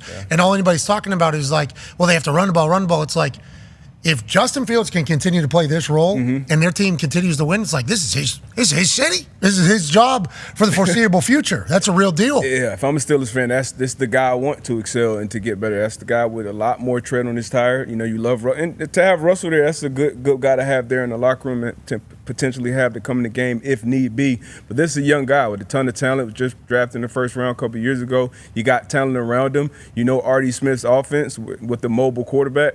And this defense on the other side of the ball, you know, that's AFC North football. And then you look at the quarterback play league-wide right now early on. Like, it's not a lot of guys necessarily lighting it up, you know, week in and week out. It is still early, but I think it's a lot left for Justin Fields to even get to. T.J. Watt's hand hit that calf so hard. So hard on Bo Nix. Tough sack. Almost broke As his he came leg. around the corner there, he hit him so, like, boom, yeah, took it out. You know, like when people kick the back leg out, slew foot and hockey. That's basically what he did with his forearm. But you got to remember, his forearm is built like a calf. That's right. So it's basically a trip with a foot. You're right. It's actually T.J. Watt's hand. So a lot of people were attacking Bo Nix saying he was scared to death and that he was looking to go down and yada, yada, yada. You don't know. T.J. Watt's arm? Yeah. It's like a bat. It is. It is. It's a Louisville slugger. It is. Truly. Yeah. Probably 3 of them. Yeah. He's just bang. Boom, boom. Yeah. You get one of those to the calf, how are you going to feel about it? Not good. That's what I thought. Probably so bruised this morning. TJ's a dog. You know who else is? Aiden Hutchinson went absolutely fucking nuts. Holy shit. 4.5 sacks yesterday. It was called 5, then they took a half away from him, I think, at one point. Whatever the case. Aiden Hutchinson, absolutely dominating performance, getting to the quarterback yesterday against Tampa Bay Buccaneers and Baker Mayfield, obviously. He gets 4.5 sacks. Yeah, he was everywhere. He's a beast. Absolute beast. Monster. What an engine, everything like that. They also complete a fake punt pass. Jack Fox, one of the best punters in football. Oh, yeah, what a throw. Absolute dot. From backed up, this is a very backed up, so if you don't complete that, it's 1st and 10 in the second quarter, down 7. I mean, and it's a dime. It's right on time. It's a first down. So they complete a fake punt, and one of your guys gets 4.5 sacks, and you lose the game. That's Crazy. tough. That's tough. Because normally you complete a fake punt, you're going to win that game. Yeah. Okay, that's just normal. We completed one against Pittsburgh Steelers, we will lose that game. So it certainly isn't 100%er. Okay. But if you're stealing a possession with a fake punt, normally you're going to go on if you have a guy who gets 5 sacks, 4.5 sacks, normally you're going to win that game. Yeah. Instead, they lose, AJ. They lose to the Tampa Bay Buccaneers in a rather large surprise, I think, but not in Baker Mayfield's eyes or obviously the Tampa Bay Buccaneers' eyes. And what Bowles does is obviously phenomenal, always will be down there. But it's like, this Tampa Bay Buccaneers team might be for real. Legit. They might be like for real. And then you start thinking about this NFC South with the Saints and now the way the Bucs are playing. It's like, hold the phone. Everything we thought was potentially wrong. Well, think about Baker, too. Like, I feel like Baker every single week becomes more of the Bake that we saw, like, in college, that we saw at times when he was in Cleveland, take him to the playoffs. Like, this dude, I feel like the team rallies around him. And I don't think we talk about their defense enough either. Like, their defense is playing very well. I think that Lions offense can be super explosive. So the fact you go in there into Detroit when I'm sure it was very loud, I'm sure it was a great atmosphere, and you could take a win from them, like, yeah, the Bucs are for real, at least for now. Hopefully they don't hit like a skid like we had last year. How worried are we, man? Are we Are we worried, man? What's going on up there? No, they honestly just didn't play MCDC football. They passed the ball 56 times. They only ran the ball 27 times. And then, like you said, they just made mistakes everywhere at halftime. They should have had 3 points. Goal, man. Instead, MCDC calls on the field goal unit, and they lose 3 points out of there. I just hate that they weren't ground and pounding the ball. We start the game by just pass, and that's credit to the Bucs defense. The Bucs defense was stopping the run in the second half big time. So I'm not worried at all as long as they go back to ground and pound football. Yeah, and how many teams have gone undefeated, you know? No, and to your guys' point, the Bucs are awesome. Baker Mayfield is absolutely incredible, and their defense was great too. So Godwin never gets talked about. Never gets talked about until the big moments. Kid out of Penn State, he's so good. He's awesome. They shut down Mike Evans, but Godwin was so good. Yeah, it sneaks up on you too. On defense, we're missing Winfield, their best player on defense, but David's awesome as well. But Zion McCollum, and you showed him early on the clip, I think when first pass of the game, him picking off, he was an absolute game record back there, 2-7. Shout out to Zion. Hey, congrats to Tampa Bay. Yeah. The Lions had 450 yards of offense, and the Bucs only had 250 yards of offense. Fake punt, 4.5 sacks, that amount of and yards. on that fake punt, Pat, they had to go for it on a different fourth down conversion, and they got that, and the Bucs still stopped them on the same drive. Point. Oh, so they get that. Yes. Go for it on fourth again. Yes. And there's still no points? Yes. Jeez. That's incredible. That's a tough game. That might be first time ever. All those stats that we just listed off and the team to lose in the history of the NFL. 1 for 7 in the red zone. That's been the biggest difference last week and this week compared to last year. Last year, Lions were flawless in the red zone, so that's a big deal. Well, he's not drawing them up anymore? They're not pounding the rock. Ben Johnson's getting a little fancy in the red zone. We're not doing that. They just got to pound the rock. Calling for jobs. Too many apps. Too many Applebee's apps. Yeah. We need some steak around here. Exactly. We need some Applebee's steaks around here. Them picking up that fake punt is the worst thing that could have happened to them, okay? Because backed up on their own 10. MCDC is going to think that he can do that anytime he wants now. It's going to be in the playoffs. And then we backed up on their own 10. They're going to run a fake punt, and they're not going to get it. It's going to lose them the game. Jack Fox is going to complete the ball. Yeah. Now, granted, it's not always dependent upon a good throw.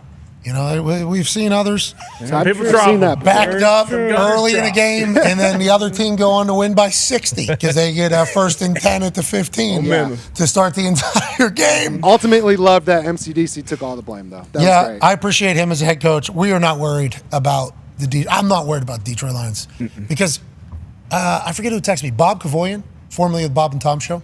He texted me last week while we were talking about everything with the 17-game season and then for college football with the 12-team playoff and everything. Will we ever see an undefeated team again? Maybe we might, In NFL? Or college? In college. We will in college. I think. You think? College, Someone's going to run the table in college, NIL, transfer portal, everything that's going on. You think more likely college than the NFL, I think. for sure. NFL, Definitely more likely. Obviously. I think it's not going to happen, though. I think NFL, no way. too long. Yeah, No way. definitely Ever? not the NFL. I don't think so. It's a long season, man. And there's always like a wave, it seems like, for every team. You look at the Chiefs throughout their dominant run here in modern NFL, there's always some wave where everybody calls them into question and then they come back. The Niners last year, obviously they make it to the Super Bowl, they end up losing. They had that middle of the season, like 2-3 game, like little thing that happens. It feels like it's inevitable that there's going to be some sort of drop off. So as a fan base, I think the right way to view it is you're going to lose a game. Yeah, a couple. Few. Yeah. Can't be losing too many, though. Right. And if you're the Carolina Panthers, you're saying, we're quickly losing. We're this season slipping away. I mean, if you're them now, you want to lose every game. Season slipping away. They might be out of the playoffs. It is fucking September 16th. It is September 16th. We're not even half of a quarter of the way through. No. It's a tough division now. We're not an eighth of the way through the season yet. We gotta wait till Wednesday. Still got to play the Saints again, Bucks a couple times. They are fucked. It was a good year. I mean, if you're looking around at the Saints and the Bucks, and you're seeing what you're doing. They're circling Giants in Germany and saying, this is the one. If we don't get this one, we're going to lose every fucking game. Over. The Giants in Germany is the hope. That's So I guess on the flip side, you think there is going to be a team that potentially goes completely defeated? Definitely. Absolutely. I don't know how. Absolutely. Definitely. No, that's tough. I don't know how you look at the Panthers this year and say. I mean, I guess we'll see with Andy Dalton. There's a chance he goes out there and throws The Rocket will get him 300 with you. yards this week. Question. But Absolutely I mean- was the answer to that. Yeah. Definitely. No, somebody will be able to fuck it up bad enough 17 times. Yeah, we do agree that is the case. There's not that many people that have fucked up 16 times. So to add another opportunity to potentially win a game, I think it's going to be tough to see people lose or win every It's single more game. tanking now too, though.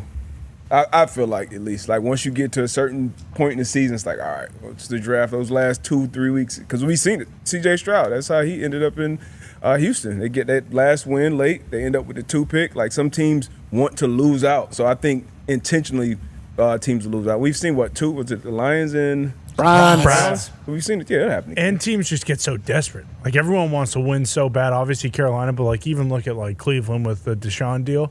Like teams are so desperate to win. New intel, re-intelling about that contract up there in Cleveland. Interesting. What's kind of happening? Saw that.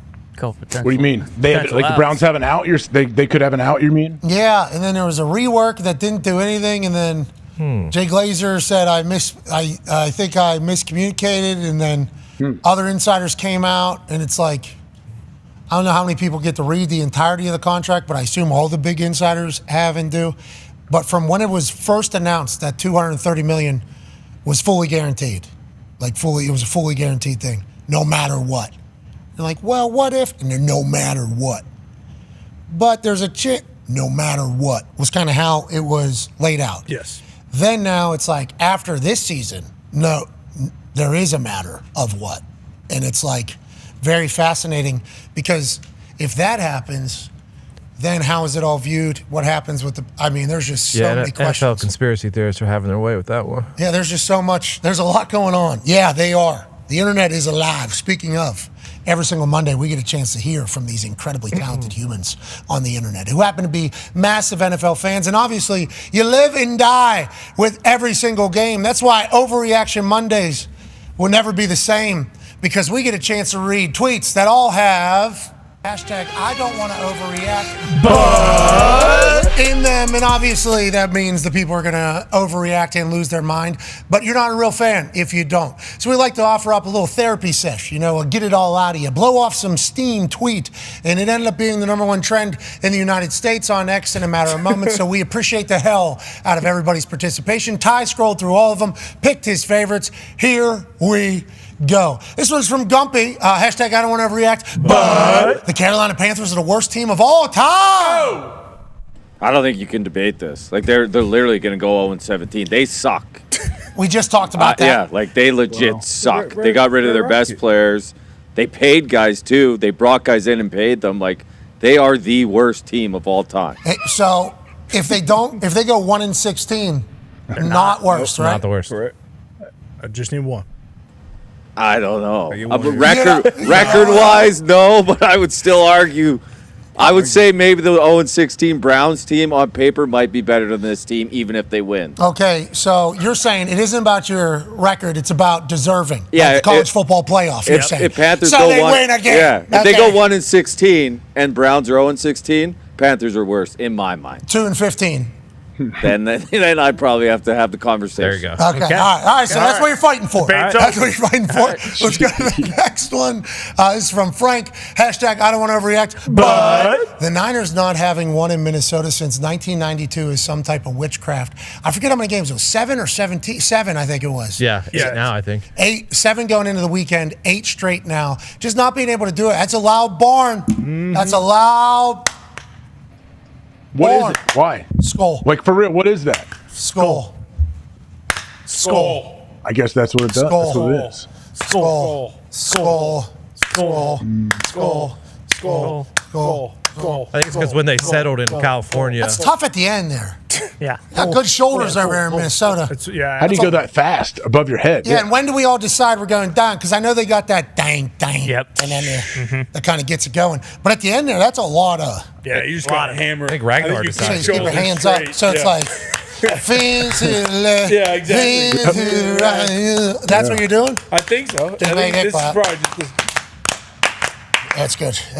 That's a good clap there. Is that what they're doing, sculling? Yeah. Got it. Yeah, keep your shoulders straight and then you're just arms. It's a fucking tough barn. Yeah, because you can lock it in. Yeah, exactly. This is more like a top of a house, though, as opposed to a big roundhouse. Yeah, right. For sure. Right. Because I think the thing is everybody doing a roundhouse. Is that why, AJ? Is that why it's tough to win over there? Niners can't figure it out? I mean, it doesn't make any sense to me. I mean, that's a betting trend. I'm guessing that Tone Diggs was already on before this game even happened. I don't know, actually. I don't think he was. Those are not my alley.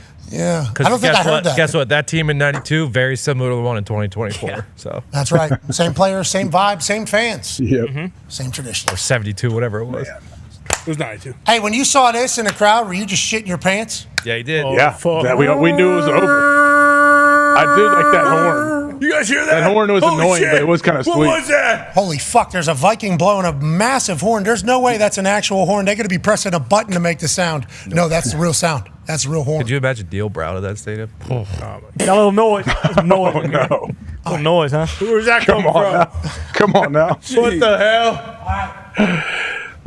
Universe ball. Okay. Climb's done, brother. Noise. Don't need the universe ball. Neil Brown's turning it around. This ball goes in. Turning around the climb and going back down. No, we're already doing that. He's Who turning we got it this back week? around. Who we got? Who we got this week? Kansas The at Dukes? home. They're favored by 2.5 against Oh. Kansas. Just lost to UNLV. Both struggling a bit. Neil Brown's back. This ball goes in. Nuking A lot of Kansas. people don't want him, though. I've been seeing him. Oh, yeah. I saw some people say it's a must Come win. on. Bryce Still Young early. situation. What year is this for Neil? 10, maybe. It's been a long time. It feels like 10. COVID, though. COVID Yeah, happened. true. Not Those even dog near the years. summit. I saw there was a new. It's a big mountain, bub. Neil Okay, Brown it's a video. Dr. Pepper National Championship. We're not even at the first summit.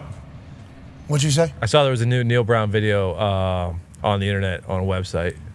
You see that? That's when you know it's bad. No, that was When was not people a are real. photoshopping the Pornhub What was stuff. it? and That was saying, not- Oh, yeah. Neil Brown fucks an entire fan base. Saw it. That's what it was. No, that's an internet joke. Said That has been head said. coach. But That that's, is an internet joke. that's when you know. That's not a real movie. Yeah, Billy Napier had the same video on Pornhub this weekend. Harbaugh.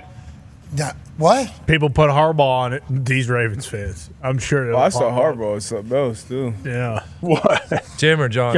What do you guys watch? What are you seeing? Jim. What is everybody watching? Talking about. What are you guys seeing? Yeah. The For You page is hitting at an elite rate these days. Hey, the algorithms are really going. Yeah, it is. Algorithms are really going. They're calling for anyone in Baltimore to play O-line. There's been some good. There's been some good internet comedian work on the Baltimore Ravens situation. I believe it'll probably be showing up here in a little bit. This ball goes in. Neil Brown, turn it around.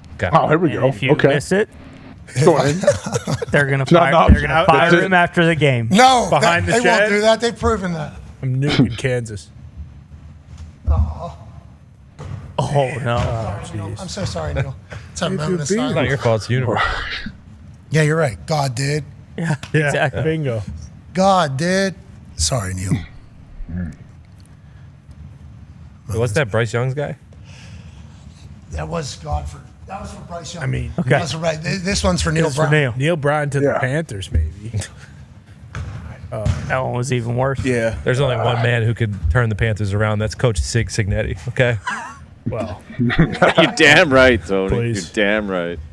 he could turn China around. Exactly. Hey, don't look now. Uh-huh. Sig Signetti down at IU doing things. He has arrived. Yeah. Google me. Yeah. Yeah. I fucking win. That's what I do. That's all he does. Head coach at IU goes into the Rose Bowl, takes on UCLA, wins, hung like 60-some points a week ago, started an NIL thing at IU for football, not for basketball.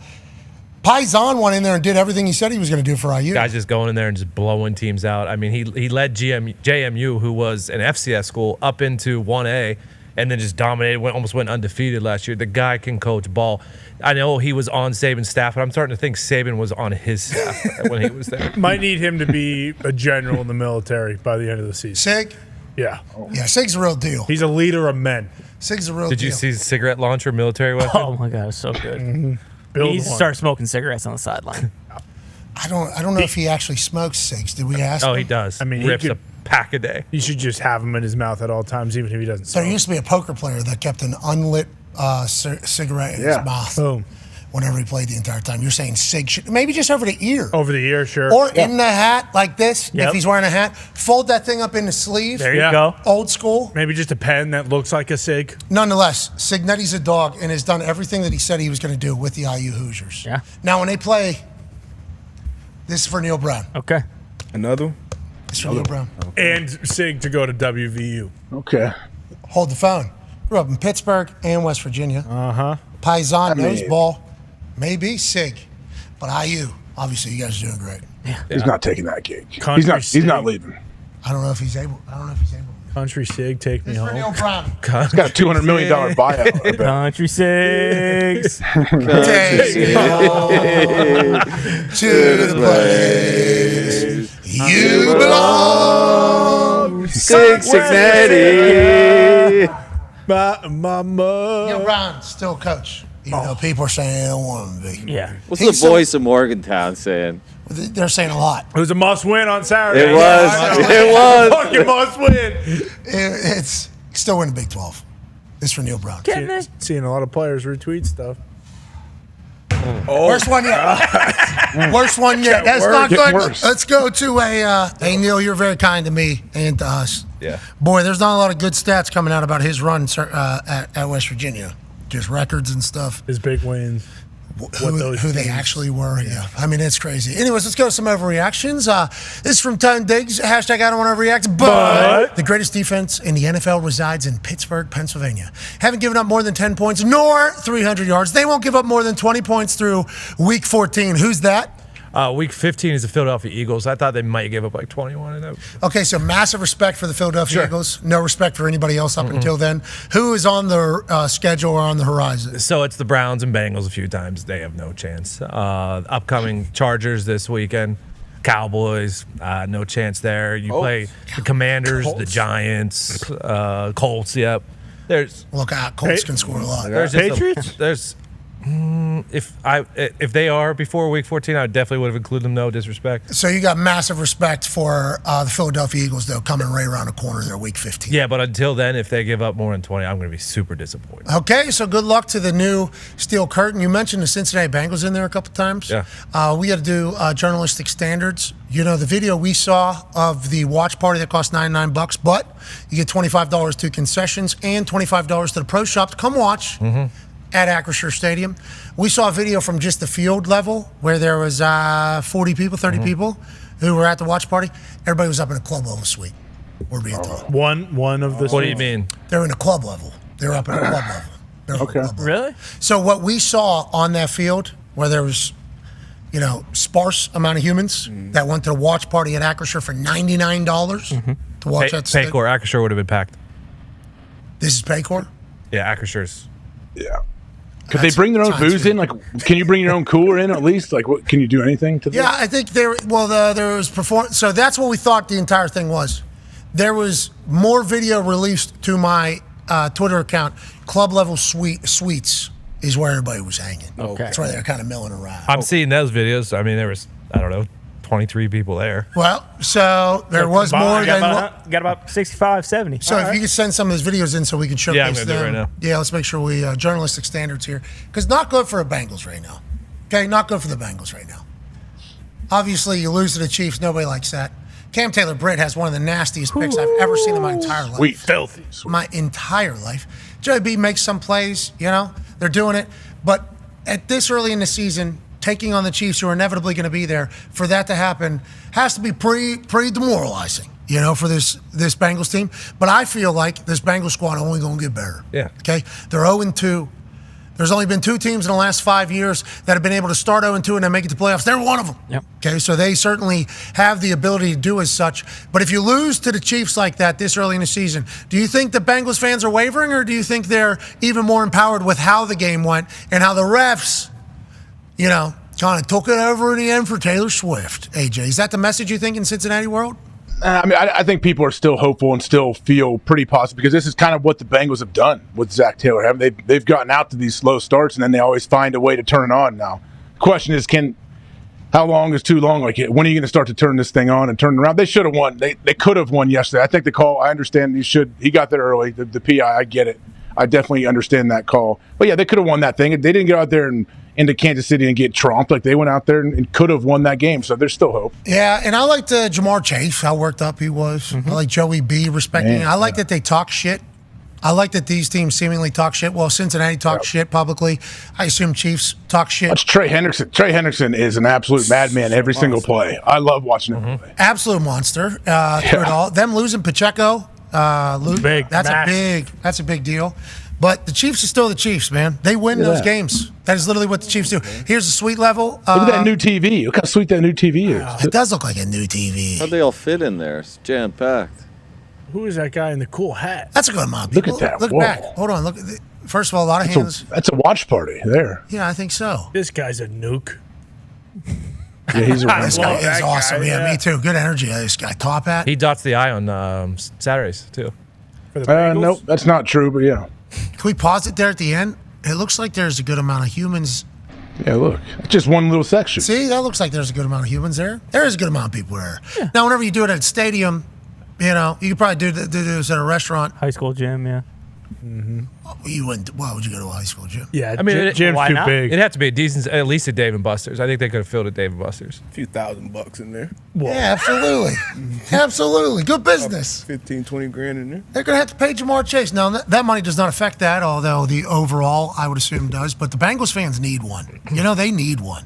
They want one. Have they earned one? I think so. I mean, I like Joey B in the boys, but I don't know if they've earned one per se. Okay, you get the Jamar Chase deal done. Yeah, get the Jamar Chase deal, get the Trey Hendrickson deal done. We're talking about how awesome he is. They don't think he's that awesome because they won't give him the money he wants. Get the walkway that's protected to the practice facility. Boom. Yeah. How about that? It feels like they're on their way, but not. It's hard to win. It's hard to win. Why do the Chiefs win those close ones all the time? Because the cheating out. They know how to win, man. Bill Vinovich was wearing, red and white stripes yesterday. Yeah. I saw that. Yeah, quite a few of those. Pretty good AI. Yeah. That is stop with those AI picks. Yeah, Mahomes kissing the refs and all that stuff. Smooch. The AI is a little bit too good. That was AI? Yeah, there's I think it was AI. It did look. I don't think he kissed a ref. It was all over the internet, though. Yeah, it looks real. It was a big time smooch, too. He was on Dahn smooching him. There's gonna be there's gonna be a lot of refs smooching people. A lot of smooching with the advancements of AI. Yep. I think that is a new world we're coming into. Hopefully, it just stays there at smooching. Is that Grok's work? Well, we've already seen some of the. I don't know. Is that Fun Grok? I don't know. Can Fun Grok do that, Connor? Fun Grok can do that, yeah. Fun Grok can make photos? I've seen Fun Grok do some crazy things. I didn't know there's photos in Fun Grok because I use the Grok service and I ask questions. Mm-hmm. Grok service. And the Grok searches and the Grok then sends me an answer relatively quickly from the aggregating of information on the platform. But you're saying the Grok can make smooching photos? I could do it right now. Do you want me to? No, I don't think we should do that. Did you do Signetti smoking a cigarette? I could probably do that. I don't know if the Grok knows. No Signetti. Oh, the Grok knows. Well, I'm sure he does, but hold on. Let me just dive in. No, we don't have to do that. But I feel like that is quite an advancement of trolling, Oh, yeah. A lot of smooching with the refs. You can't believe anything. You can't believe anything you see. Well, and also, it's not just like you can't believe anything. There's a lot of incredibly creative people on the internet, and we're giving them a lot of power. Yeah. There's some people, I forget the comedian that said, like, there's some people that are just 2-star people. They should not be in a 5-star restaurant. There's some people that are just like Toyota people. You should not be dropping them in Lamborghini. Not everybody is supposed to have access to everything. Like me, for instance, I fall into that category. I'm not supposed to have the money and access that you're supposed to. Some of these internet creative human beings getting a tag team partner like the fucking Grok and AI, that's a lethal combo. Yeah. That is a game-changing situation. And you're talking about the advancements of technology in society. A lot of it is going to be done creatively from these internet comedians. The things that they will come up with, phenomenal. The internet is filled with so many hilarious motherfuckers. Yeah. Just so many hilarious people. Best. They're everywhere. People hate it, because obviously whenever they're talking shit about something you like, or you specifically, it is not necessarily the most fun time. But boy, when you put out a bird call for hashtag I don't want to react, but and you get people. Oh, yeah. Some of them are so good. So good. Can't even put them on this program. Yeah, a lot of them can't because they're so fucking mean, but they are so fucking funny. A lot of them are so funny. Let's go to the next one, shall we?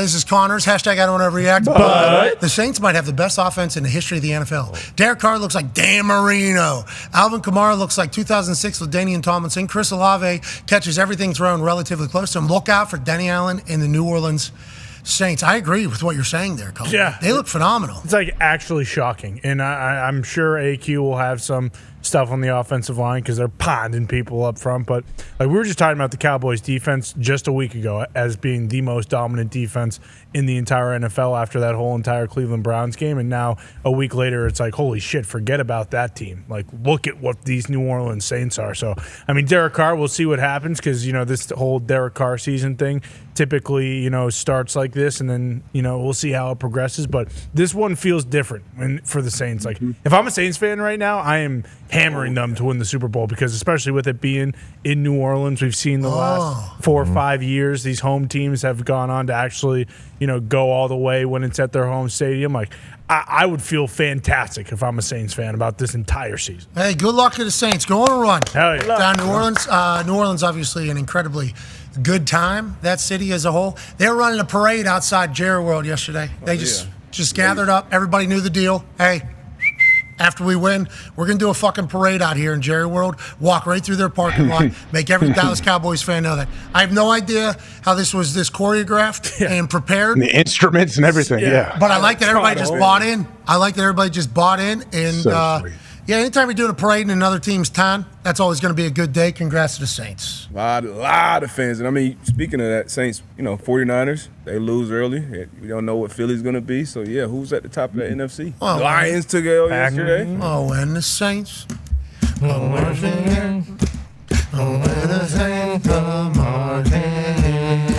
They'll beat your ass with good football, and then they'll march all over your time. Go, Saints.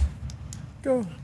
Good for them. Dude, they're awesome. They're like once Derek Carr grabbed his meat, you knew. Once he grabbed his meat, that game's over. That's It was flawlessly executed, too. That's a confident celebration. I love everything about it. I do wonder if at the pearly gates they're going to say, you remember this? And he's going to say, fucking nailed it. I did. You want to see it again? Killed it. It's so perfect. Perfect angle. Oh, here it is. It's hilarious. Right in their end zone. And we're covering his feet. Oh, not bad. Especially with the J's on that he had. Mm-hmm. Good patience, too. Like, good patience with this, too. He didn't rush it. Yeah, he's in somebody else's house, too. So to be that comfortable. In your face. That's hilarious. That is sweet. It's phenomenal. He's in his own little world there. I hope you dance. Derek Carr did. He did. He did his dance, didn't he? Yeah. Good for him. They enjoy the high times. New Orleans with the Saints in the Super Bowl would be absurd. Yeah. That would be absolutely absurd. Let's go to the next one, shall we? This is from D. Butch. Hashtag I don't overreact. But if you're a fan of any other team besides the Chiefs, you should follow my lead and have at least 2 more teams to root for. Don't let one bum-ass franchise ruin your football season. D. Butch, you can't be imploring others to do this. I mean, would you go into the season without a good backup quarterback? Never. No, you would not. And if you pop up that graphic again with the 0-2 teams that we said, shit, the Panthers, this season already slipped away. So imagine you're a Panthers fan. They should have another team. Bengals, Colts, Ravens, Rams, Giants, Panthers, Broncos, Jags. Everybody up there needs shit, probably 3 more teams, honestly. That group. Put the 2-0 one up now. This is who you need to potentially bandwagon behind, right? Well, I mean, these teams, all these guys can potentially fall off outside of Chiefs. I mean, I feel really good about Stroud right now, how he's looking. Hardball time with LA. I like them. Steelers fans, Steelers fans are Steelers fans. I'll leave them alone. What the hell is that? No, that means we can't root for anybody else. Bills Mafia, I'll put them in there with the Steelers fans as well. Everybody else up there, they could potentially pick up another team. Hey, it's good vibes. Jeez, another team or 2 wouldn't hurt. You see, Gump's season's over. All right? Yeah, it's over. I'm fine with it. It's college football season. It's all about the U, brother. So what do you have? You have the Eagles still. Oh, yeah. Can't wait for the night, brother. And the Chargers got 2-0. We're good. Colts, Dolphins, Colts. Hey, Colts still got time to figure it out. All right, let's go to the next Dolphins one. just signed a Pro Bowl. Ty Schmidt, hashtag I don't want to overreact, but Super Bowls aside, yesterday might have been the greatest win in the history of the Green Bay Packers. If you're a quarterback needy team, might I interest you in Malik Willis. It'll only cost you a 2025 first. Hashtag GoPackGo. Ty, not an overreaction, huh? No, I don't think so. I mean, we saw the career arc of Malik Willis just explode yesterday. This guy is one of the 15 best quarterbacks in the NFL, if in the right system, obviously. A lot of people were talking about, the ball gets puked on. Does that deter him from doing something special? No, it doesn't. He fucking lick it up and toss the dot to Romeo Dobbs. That's not what he didn't thread the one. I know he didn't. It was third down. He rushed for like 6 yards and they had to punt. But still, having the wherewithal to be able to not just complete. I mean, he slipped out of so many sacks yesterday. So many sacks. Just the wiggle, the big boy throws. Not being afraid to just, hey, I'm just gonna put this thing in Josh Jacobs' gut, and I'm gonna trust the Lord. I'm going to trust LaFleur, and I'm going to trust my line. And that's what he did, and they won. And the 3 L's. Yeah, the 3 L's. Exactly. The Lord, LaFleur, line. Of course. That's sweet. 3 L's going to get you a W. Malik Willis. How many L's in that name? 2 of them. 3. What the? Oh, yeah, in the first name as well. You're right. So it was just a masterful performance from Malik. And, I don't think the Colts need him, but Finns, they went and got somebody today. If you're a Giants fan, is this our guy? Is this our savior? Maybe, huh? Giants lose to 7 field goals yesterday. Obviously, that's not going to be fun for the program. Giants fans, you guys done? You need Malik Willis? Is Malik Willis going to come in and save the day over there? There were some moral victories for sure. Nice. We just straight up only lost because Graham Gano got injured on the opening kickoff. Malik Neighbors was unbelievable, 127 yards, ton of yards after the catch. And Danny managed the game pretty well, 3 touchdown drive. I don't like the Singletary's wearing 26. I hate that. It was running on the field, and I was like, Saquon. He does kind of look like him when he breaks one. Yeah, there was a couple plays where he looked like Saquon. Legit. He did. Big Motor's number, too. In the 4 This is disrespectful. In the 4 TV thing, I saw 26 running rampant, and I was like, oh, they're showing last year's highlights or something? And it was like, no, that's Singletary or whatever. Guy can move. And, Graham Gano gets hurt in warm-ups, right? That happened in warm-ups? Is that what took place? He was dealing with a groin and was wincing while kicking during warm-ups. They trotted him out there anyway. Opening kickoff goes 100 yards. Graham Gano chasing down the play, tears his hamstring. Just a tough day. Gets called back. Yeah. Gets called back. Graham Gano drafted same year as me and Thomas Morstead. He's been doing this a long time. Massive leg. I have massive respect for him. It did feel like the conversation around his warm-up was that there was something going on. So then for him to end up with the hamstring in there, that's not good for any kicker. Graham Gano, though, has one of the strongest legs I've ever seen. I assume they thought like 60% Graham Gano will be A-okay, especially with how everything's going. Hope he gets better, but that is a rough start. Get another team, Bruce. Get another team. The Raiders. Okay. Nice. Down 10 in the 4th in Baltimore. Walk out of there with a dub. What a win for the Las Vegas Raiders and Gardner Minshew. And Max Crosby, hey. My goodness. Yeah. Legend. Man.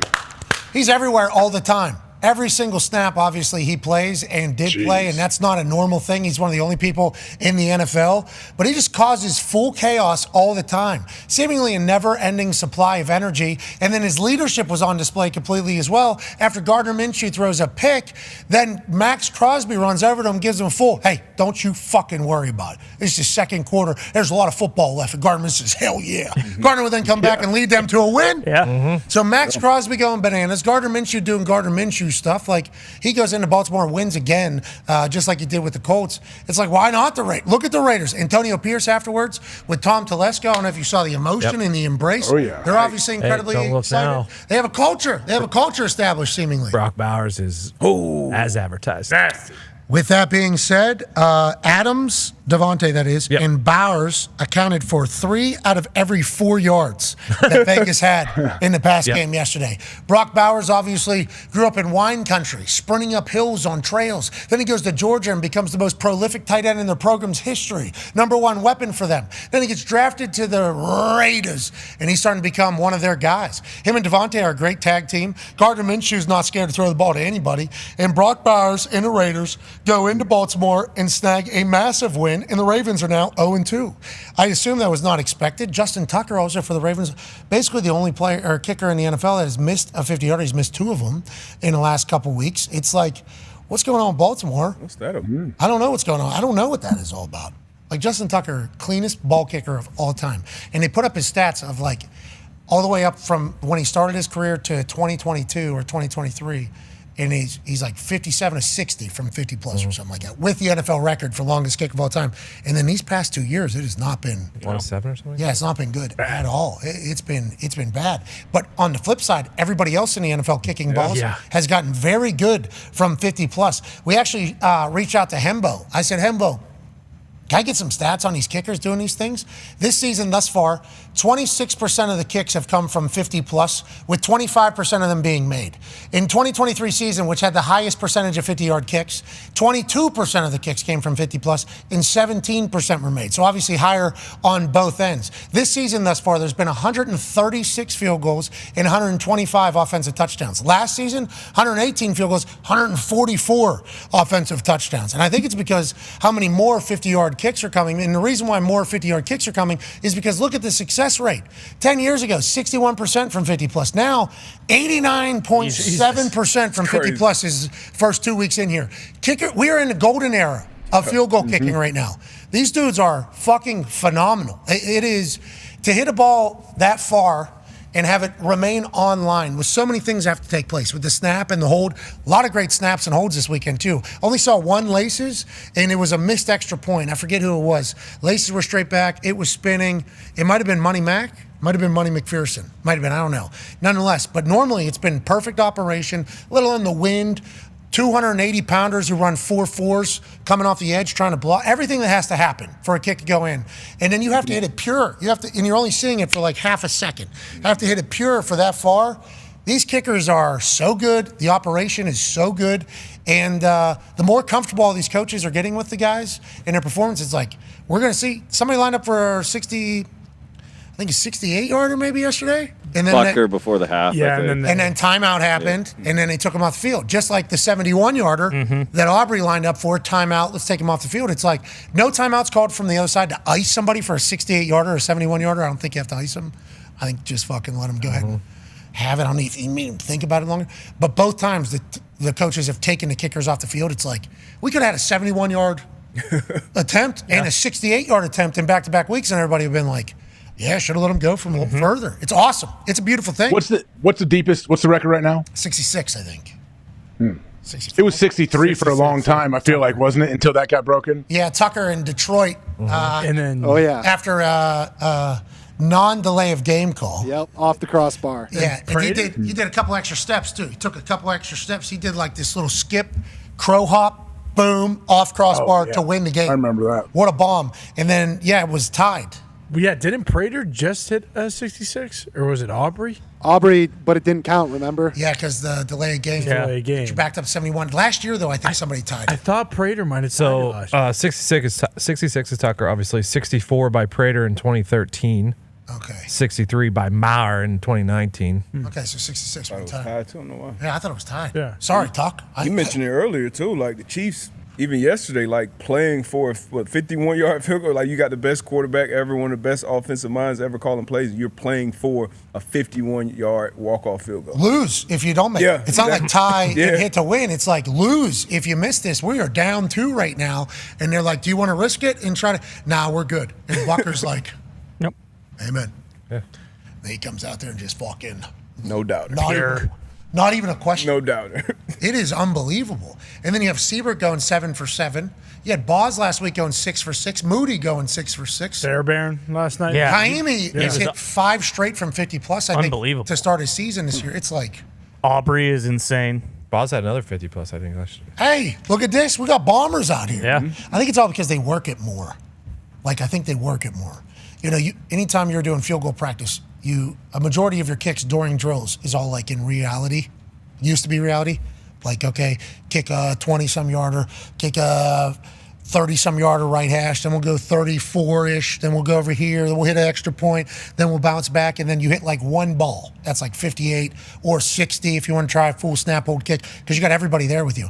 I'm thinking now they're doing like getting a lot more comfortable the further back you get, because it's like golf or basketball or anything you have to do on a regular basis. The more times you do something, the more desensitized you get to like the difficulty of it, you know? So I'm thinking these guys are just bombing balls. And if any indication of what's happening, they'll be able to do that from 60 plus too. Like these dudes will be able to get it down from 60 plus if they keep working it. It's like that's a whole new game plan. Now all of a sudden. What's the longest you hit in practice? I've seen you hit from 60. Yeah, 70. Plus. Yeah. 70? Yeah, it was 60. I think it was like 69 in practice, but 70, 75 is. You doing Thursdays? Yeah. Yeah. Those are fun days, man. I went on quite a run there for a little bit. I was making a lot of kicks. I was like, holy fuck, I missed my calling here. And then I would jog on the field to punt. And we'd be in a away stadium and everybody would be cheering for me. And then we get down to having to have a big kick, and Vinatieri's the one that has to be a psycho, not me. And I'm like, that's okay with me. I'm okay with punting balls. I wasn't built for it. I was going to go back and kick, though, for the Bears.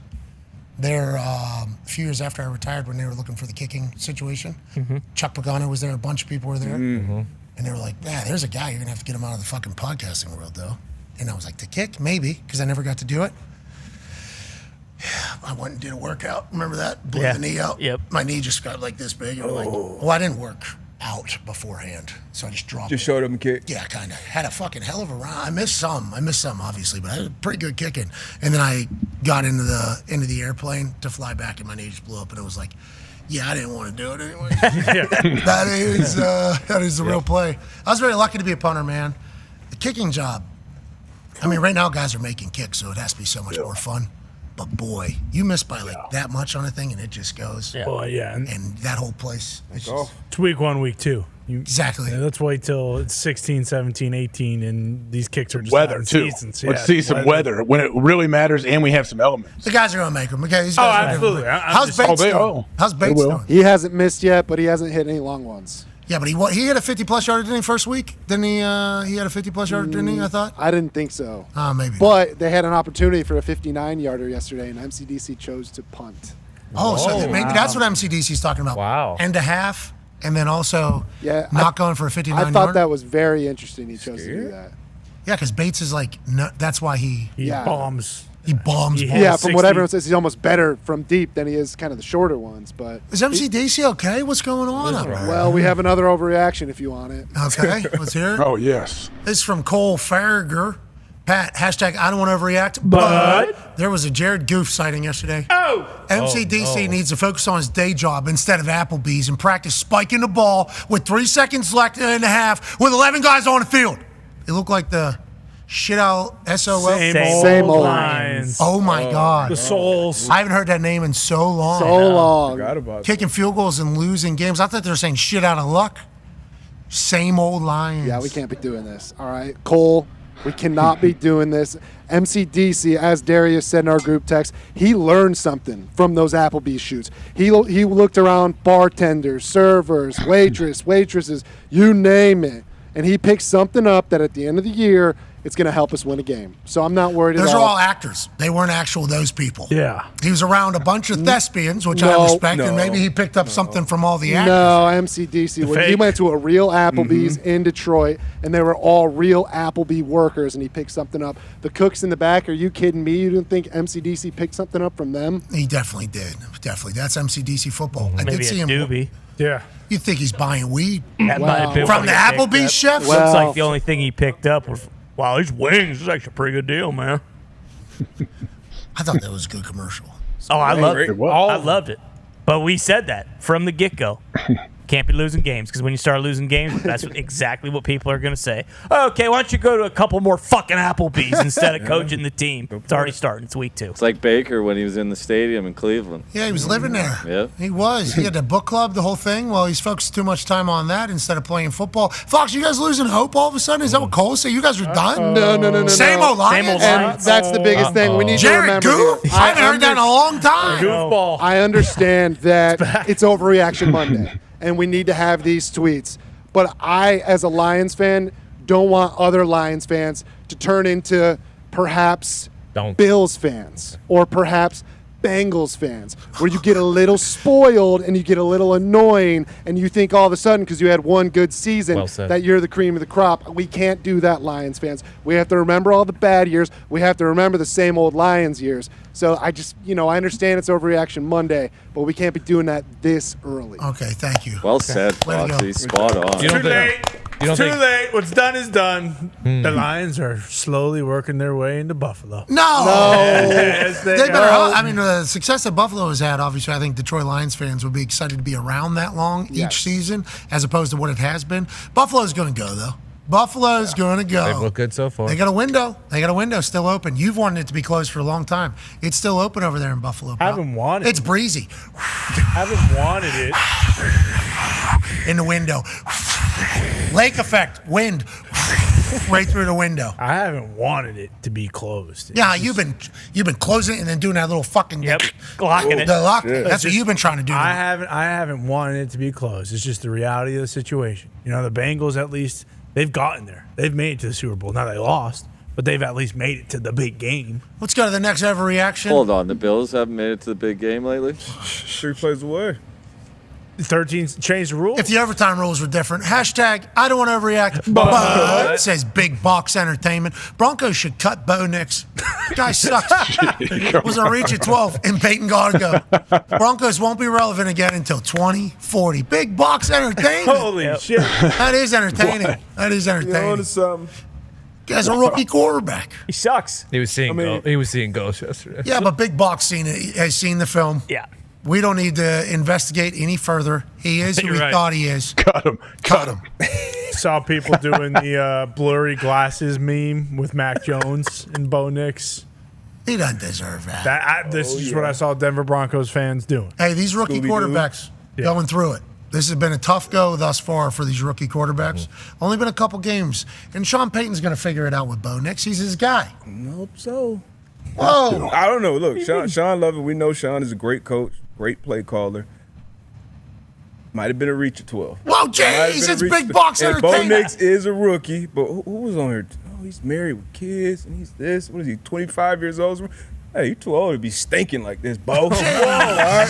Figure it out. And he better watch what commercials he does, too, because I already seen Bryce Young in some Raising Cane's commercial. I've seen DJU at the Quick Stop or Circle K. You got to be careful with commercials, what brand deals you take as a quarterback these days. People are saying DJ Uyunglele's first name DJ stands for Daniel Jones. That one popped me pretty good. Come on. I didn't see that. That was so good. That tweet popped me pretty good. That's what we're talking about with the internet. Yep. The talent. Yep. The talent on the internet is just. That's one where I was like, Nobody should have thought of that one. Yeah. I mean, DJ's getting paid, I think, a good amount of money to go down to Florida State. So yeah, I think he has to probably work for those things. Yeah. I think those commercials are probably the way to go. Bojangles down in South Carolina. Mm-hmm. I didn't see any Bojangles down in South Carolina. Really? Excuse me? You I didn't see any Bojangles. Guy asked me, too, you know Bojangles? And I was like, you know the show. And he was like, it's right over there. And I was like, doesn't know the show. Okay. Knows Bojangles. No, it's not. He was actually asking me. Right. You know Bojangles? I know Bojangles. So that was quite a that was a little quagmire. There's 11 locations in Columbia, South Carolina. They were I there. didn't see any of them. Jeez, it was a little rain. Hey, that place was fucking loud. Crazy. Yeah. That was the loudest game day we've had. Like, we went out to that Zotron thing, which is out in the middle where Darius Rucker performed 2 songs. Yeah. Man. Awesome. Beers and sunshine. Beers and sunshine.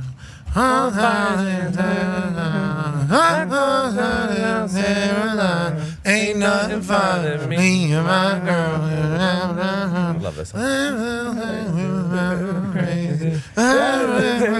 Feel like I'm there. On the TV, turn on the good times. The only BS I need is beers and sunshine. Come on, you butt. No, the other one is, I was waiting for the other Rock me, mama, like a wagon wheel. Rock me, mama, any way you feel. Hey.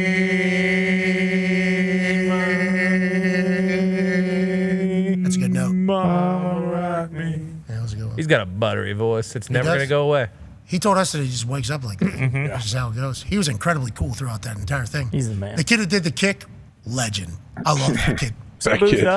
I don't know. He did seem to have a little juice. He had a little properly boozed up. That was the worst kick I've ever seen of anything being kicked. Now, crazy. There was an extra point, I think, from Tulane. There was a couple back. That Underneath. split the offensive lineman and then almost hit a media member that was standing right next to the upright or whatever. People were like, this is a bad kick, made the kid on College Game Day look good. Kid on College game day, I will say, he swung so hard. That shoe, like that one photo of me, everybody on this side, me and Darius looking straight up like this. First of all, it's Hootie. I can't believe I'm in a photo with Hootie. Yeah. That was so cool. But me looking straight up in the air, his shoe went over that tent that's over there, went over that thing. I mean, it was gone. It was traveling very, very far.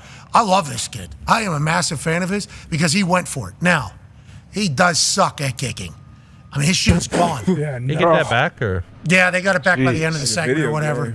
Yeah, Steve says no good. No good. Not good. No good. That's pretty good. That's a pretty good call. They started chanting one more time. It was like, no way are we giving another one for this. You know, the kid that got the second chance, that was at Texas A&M? Yeah. He, cool dude, just like this. If this kid gave any chance that the ball could potentially travel that far, would have done another one because of how cool he was beforehand. I was like, have you ever talked shit on kickers? He goes, oh, yeah. And I'm like, will you tell the people that you've done that? He goes, no problem. I was like, all right, thank you, man. So I appreciate all these dudes. I get to meet them. And could you imagine you win $45,000 on a Saturday morning because you're not? God. Pretty sweet. Like, that would be awesome. That'd be a cool thing. That would be a very cool thing. He did not do that, but he got to hang out with Darius. He took a photo with Hootie. Yeah. Got his chance. South Carolina was awesome. Yeah, Columbia's sweet. It was raining. They should have won. They could have won that thing. Should have. Multiple times. Like yeah. That pick six. Huge win for LSU. Couple of them, yeah. I mean, that's a huge win for Brian Kelly and everything. LSU sucked. He needed it. Yeah. Talk about refs. Yeah. Yeah. That pick. That was bad. Shane Bieber was not happy. That was Obviously. ridiculous. Yeah, there's damn, that's tough. Tough. Number 3, yeah. Hey, South Carolina though, thank you guys. Yeah. What a game. Met Frank Beamer there. That was cool. Oh, sweet. Founding father of Beamer Ball. Got the chance to shake his hand because obviously he was out there. Shane was cool. We were out on that Zotron where Darius Rucker performed. You could hear the mics picking things up because the crowd was so loud. So they had to turn up the gain on the microphone so you could hear us. But in doing so, you're also picking up all the crowd noise as well. So I think it was like a battle. They were the loudest. When we were out there, could hear noise but it was like a balanced amount. Then he started chanting for Saban. They started chanting for everything. Like they were like a wrestling crowd. They almost like took over a couple segments. And it was raining and it was hot as shit towards the end. It was Saban's having fun out there. You can tell week by week he's having a good time. Yeah, I got a chance to go to dinner with him on Friday night. That was awesome. That was really cool. I actually, walking to the dinner from where our hotel was, it was like a block, saw a motorcycle police officer. Didn't see it. See 2 motorcycle police officers coming down this way on the street. Okay, so I'm walking this way down the street. There's an intersection and a road going this way, but it's down a little hill. Okay, so I'm on this side of the road. Can't see down there. Can see here though. 2 motorcycle cops, whoop, whoop, come through red light this way, turn down this way, go out of sight. I hear a poof, poof, poof. I'm like, whoa, that had to be the motorcycle police. Turn corner, motorcycle cop. I don't know what happened. I think something came out or something.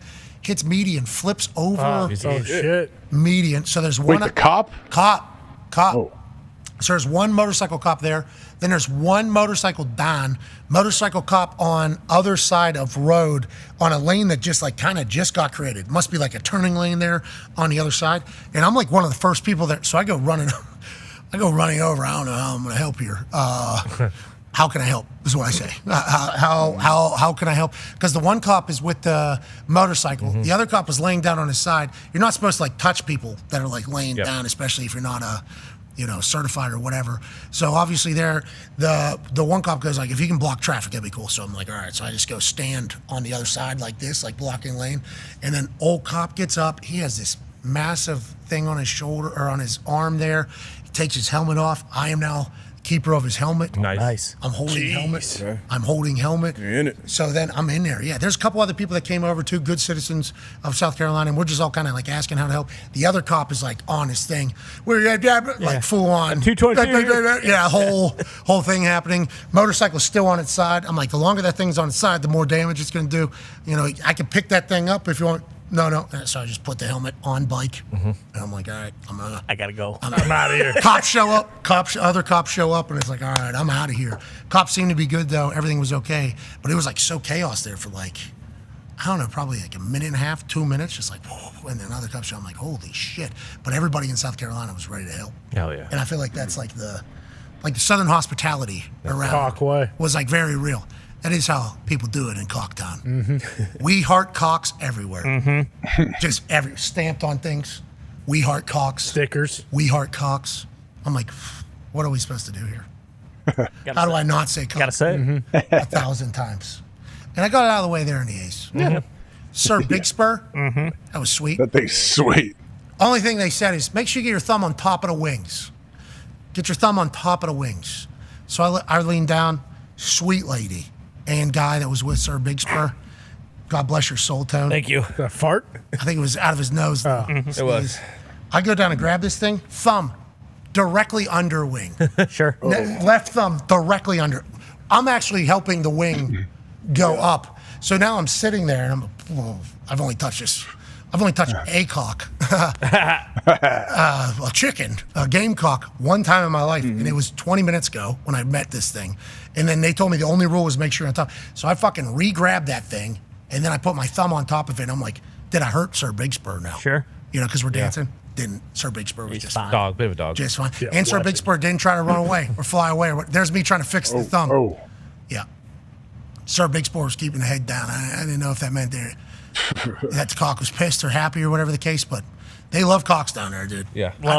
I've never seen a town have Live We for Heart Cocks more than Columbia, South Carolina.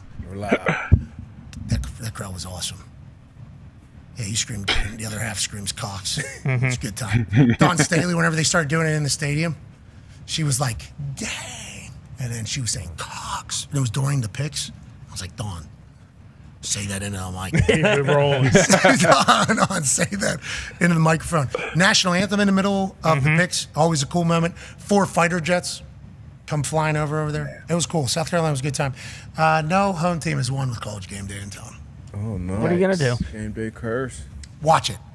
Don't need to put that out. Oh, no. No. Whoa. Where's this week? We're bringing good energy. I got smacked this week by the books. All right, where are you guys this week? We're in Oklahoma, okay? Perfect. And Tennessee's coming at Dahn. Tennessee plays ball. What's that? Nico? Yeah, Iamaleava. He's a dog. He is. He is a dog. Oklahoma's a good team, though. They're a good football team. Need Oklahoma to win this It's one. the first SEC game, I think. Yep. Yeah. Celebration should be out there. 7.5-point dogs. Okay. They At lose. home? Oklahoma at home. Yes, sir. Jeez. Yeah, who's the quarterback? For who? Arnold. Jackson Arnold. Jackson Arnold. Freshman. And they got Stutz. Linebacker. It's a battle. Yeah. It's a He's battle. got the Wait. bionic arm already. It's a battle of 5-star freshmen. Well, red shirt for both, but yeah. It's a big one. But Oklahoma needs to win for a good of the game day thing. Yeah, they do. Yeah, they will. Yeah, but that can't just be the whole thing. I think Stutzman's going to have something to say about it. Yeah, you're right. If we know Stutzman, Which we do. And we do. Stutz. All right, let's get to the next overreaction, shall we? This is from a guy, Scorsese TV. Oh, I like that. That's good. Kind of like a sports play on Scorsese. Hashtag I don't want to overreact, but the Harbaugh era in Baltimore is over. Whoa, from poor time management to the O-line subs, I doubt we break past 500 this season. This team can't do it alone, and at this point, I'd rather have a losing season with Harbaugh fired than a winning one with a ring. Gee. Doesn't he want a Super Bowl? Makes sense. What, they're going to win a season? We don't want to win it. I'd rather not win a Super Bowl. Come Down with on. Harbaugh. Wow. It's an AFC championship last year. Scorsese doesn't believe in Harbaugh at all. Was there a lot of this? Yeah, and a lot of, attacking the O-line. Some unsavory things said. What did Stavi say about the whole thing? Yeah. He was not happy. Suffice to say, he was not happy. Great video, though. Great video. How does he feel about Harbaugh? Is he a Harbaugh guy or not a Harbaugh guy? I don't think he's really, and I don't know if he said it in this video. I don't remember, but typically anytime they lose, he wants Joe Flacco back. Yeah, and I'll tell you what, Stavi, 0-2. This is a good time to get in on It is. on a Stavi train. It is. All right, let's go to another overreaction, shall we? This is from Nathan Cold Iron. Nate Cold Iron. Mm-hmm. I'll tell you what, you see Cold Iron in the hole, you're about to get trucked. Yeah. Look out. Fucking ice cold iron. Nathan Cold Iron. What a name. That's a great name. Oh, yeah. Cold Iron? Cold Iron. Hashtag I don't want to overreact. But. Oh, I didn't know this. The Colts you didn't season read the is tweet, done. did you? His name. The play calling is suspect. Sitting JT on a critical third down late in the game can't happen. AR might not be the guy.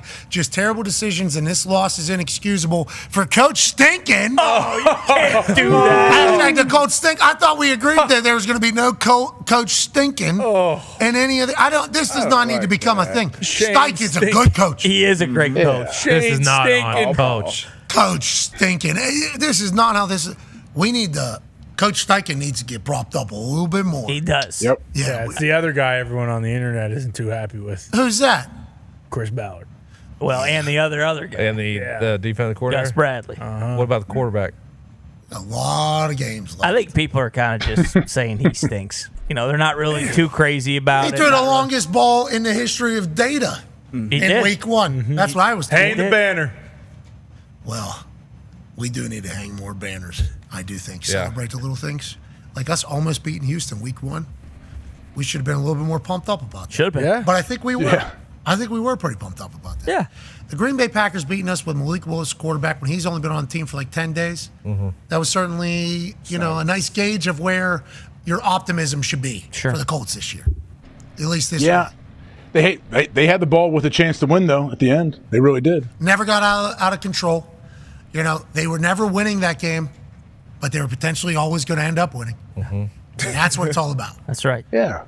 With that being said, there's a lot of things that went wrong in that game that did not make me thrilled with how this is going to go this season, especially with what happened in West Virginia. But Anthony Richardson is a rookie quarterback. So there's going to be moments. Yep. Okay? We're going to have to ride this way. 2 years of a rookie quarterback. And I think inevitably in the end, it's going to be good times. But boy, it looked bad yesterday. Yeah. And if we can't stop a nosebleed, it's never going to matter. And with DeForest Buckner getting hurt. Man. With CJ Stroud looking the way he does, how good are the good times? Yeah, but how about Trevor Bank? We're good, right? I did see that. Yeah. They did put a TR in front of Everbank Field. Your eyes did not deceive you. Front Office Sports.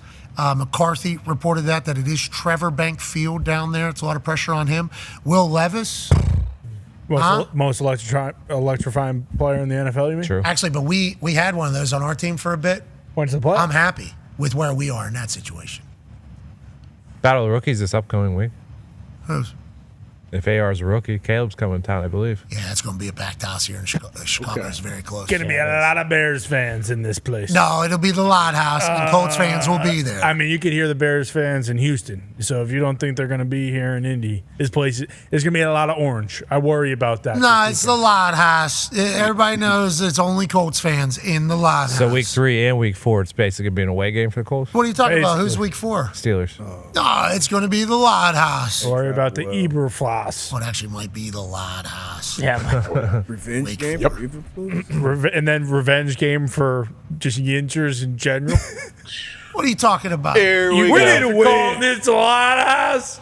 They're going to come in there and terrible towels are going to make that place even louder. Yeah. Yep. And you're going to see Justin Fields get so hypnotized by the sound. I've never experienced anything like this. That's what Justin Fields. We're not worried about him right now. Boy. But that is going to happen to him. Caleb Williams, he's got no idea. USC, they didn't play any games that were loud. No, they didn't.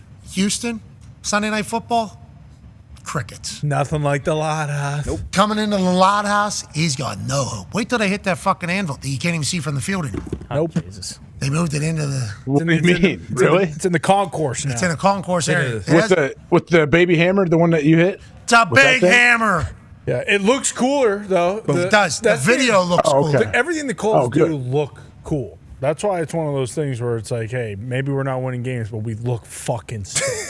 The anvil backdrop looks cooler now, but I didn't mind the other team seeing a hammer get swung. Yeah. True. Right in their faces. I was always worried if that hammer slips out of someone's hand, it's going off the balcony and bonking someone in the head. So maybe that's why they moved it to this. Yeah. I mean, that's on the man who's swinging it then, or woman. Then you got to hold on to the damn hammer. That's Ty. Obviously, he's doing the celebratorial anvil smash. This was the moment right here. What is that, a 10-pound sledge? Yeah, I think it's 20, 30 pounds. Hey, T.Y.'s dreads hang time. Oh, yeah. Yeah. Long. Wow. Yeah. That was sick. That was a great moment. That's sweet. Place went bananas. Thought you guys were winning after that. Yep, me too. Me too. Damn, especially against the Texans. Give him some more juice. Those fans give him some more juice, man. He's getting him ready. They're trying to record him because they want him to remember the moment forever. Oh, It's you're T.Y. right. Hilton, You're it's right. a ghost. Who's swinging scared. hammer against the Bears? I think the You're flow. Maybe. As far as I know, I think After it's, performing. yeah, I think it's the flow. There's a chance. There's a chance. We need a fucking win. I got a text from some comedian who said, "Is this guy singing the national anthem or not?" And I hope. I don't know if that's happening. I have no idea if that's happening, but I like that the flow is gaining a little national attention. He's been committed to the cause for a long time. Long time. And now that it's gone into the national world, we haven't won yet. True. And I don't want him to think it's on him because he put his best effort into this last song. Oh, Yeah. Oh, the His Packers performance was one of the best. Yeah. Stomp him out of your shoe. Wait till he does it to the Bears. Oh. This is the one. Yeah. We're going to get it done with. It's a new one for every team. Oh yeah. Yeah. What do you mean? There's a Remix, special bro. treat. This guy's special talent. I don't know if it's crossed over into the national. That it has. International, you're right. Sorry, World Wide Web. What the hell are you You're right. Let's go to the I heard next- Messi. I saw Messi talking about it. You're right. Oh, Messi actually came back, scored 2 goals, and hung out with Cav there for a little bit. Yeah. We need to get Cav down to Inter Miami. Hashtag I don't want to overreact, but is from Day at wobbly_fuck. Put Geriatric Jones in a retirement home. You should have never signed Dak to that contract. The Cowboys are dead. Sell the team, punt on the season, fire McCarthy. It's what we deserve after losing to a shell of what Derek Carr once was. I disagree with the wobbly fuck here at the end. Derek Carr is in his best form right now. Yes. He's doing Michael Jackson dance moves in somebody else's house. He's spinning it. He's got a running back in Camaro. Camara. I just got corrected on the internet because I said Kamara. It's Kamara, obviously. Absolute beast doing his thing. Really? It's like, I don't think we give up on the Cowboys just yet because of Kamara or because of what the Saints came in there and did. I think anybody could get it from the Saints right now. Now, What's going on? Who said it was Kamara? What's I going think on? it's Kamara. No, but, Instead of but Kamara? who said that Kamara was wrong as well? And somebody said no respect for Kamara. I saw on the saying it wrong. on the internet. I guess I've been saying it wrong. Well, I think that's what they're saying. Everyone says it like that. So at a certain point, Who was the source? Can we look at just some New Orleans who dat? Well, who knows too? Because like, might be a Tyrod situation here. yeah, exactly. He Well, may- how about, I mean, we've been a part of A-Chain. the Okereke situation. And True. A-Chain? Alvin Kamara. Where's that? Kamara. Yeah, so we've been right. Yeah.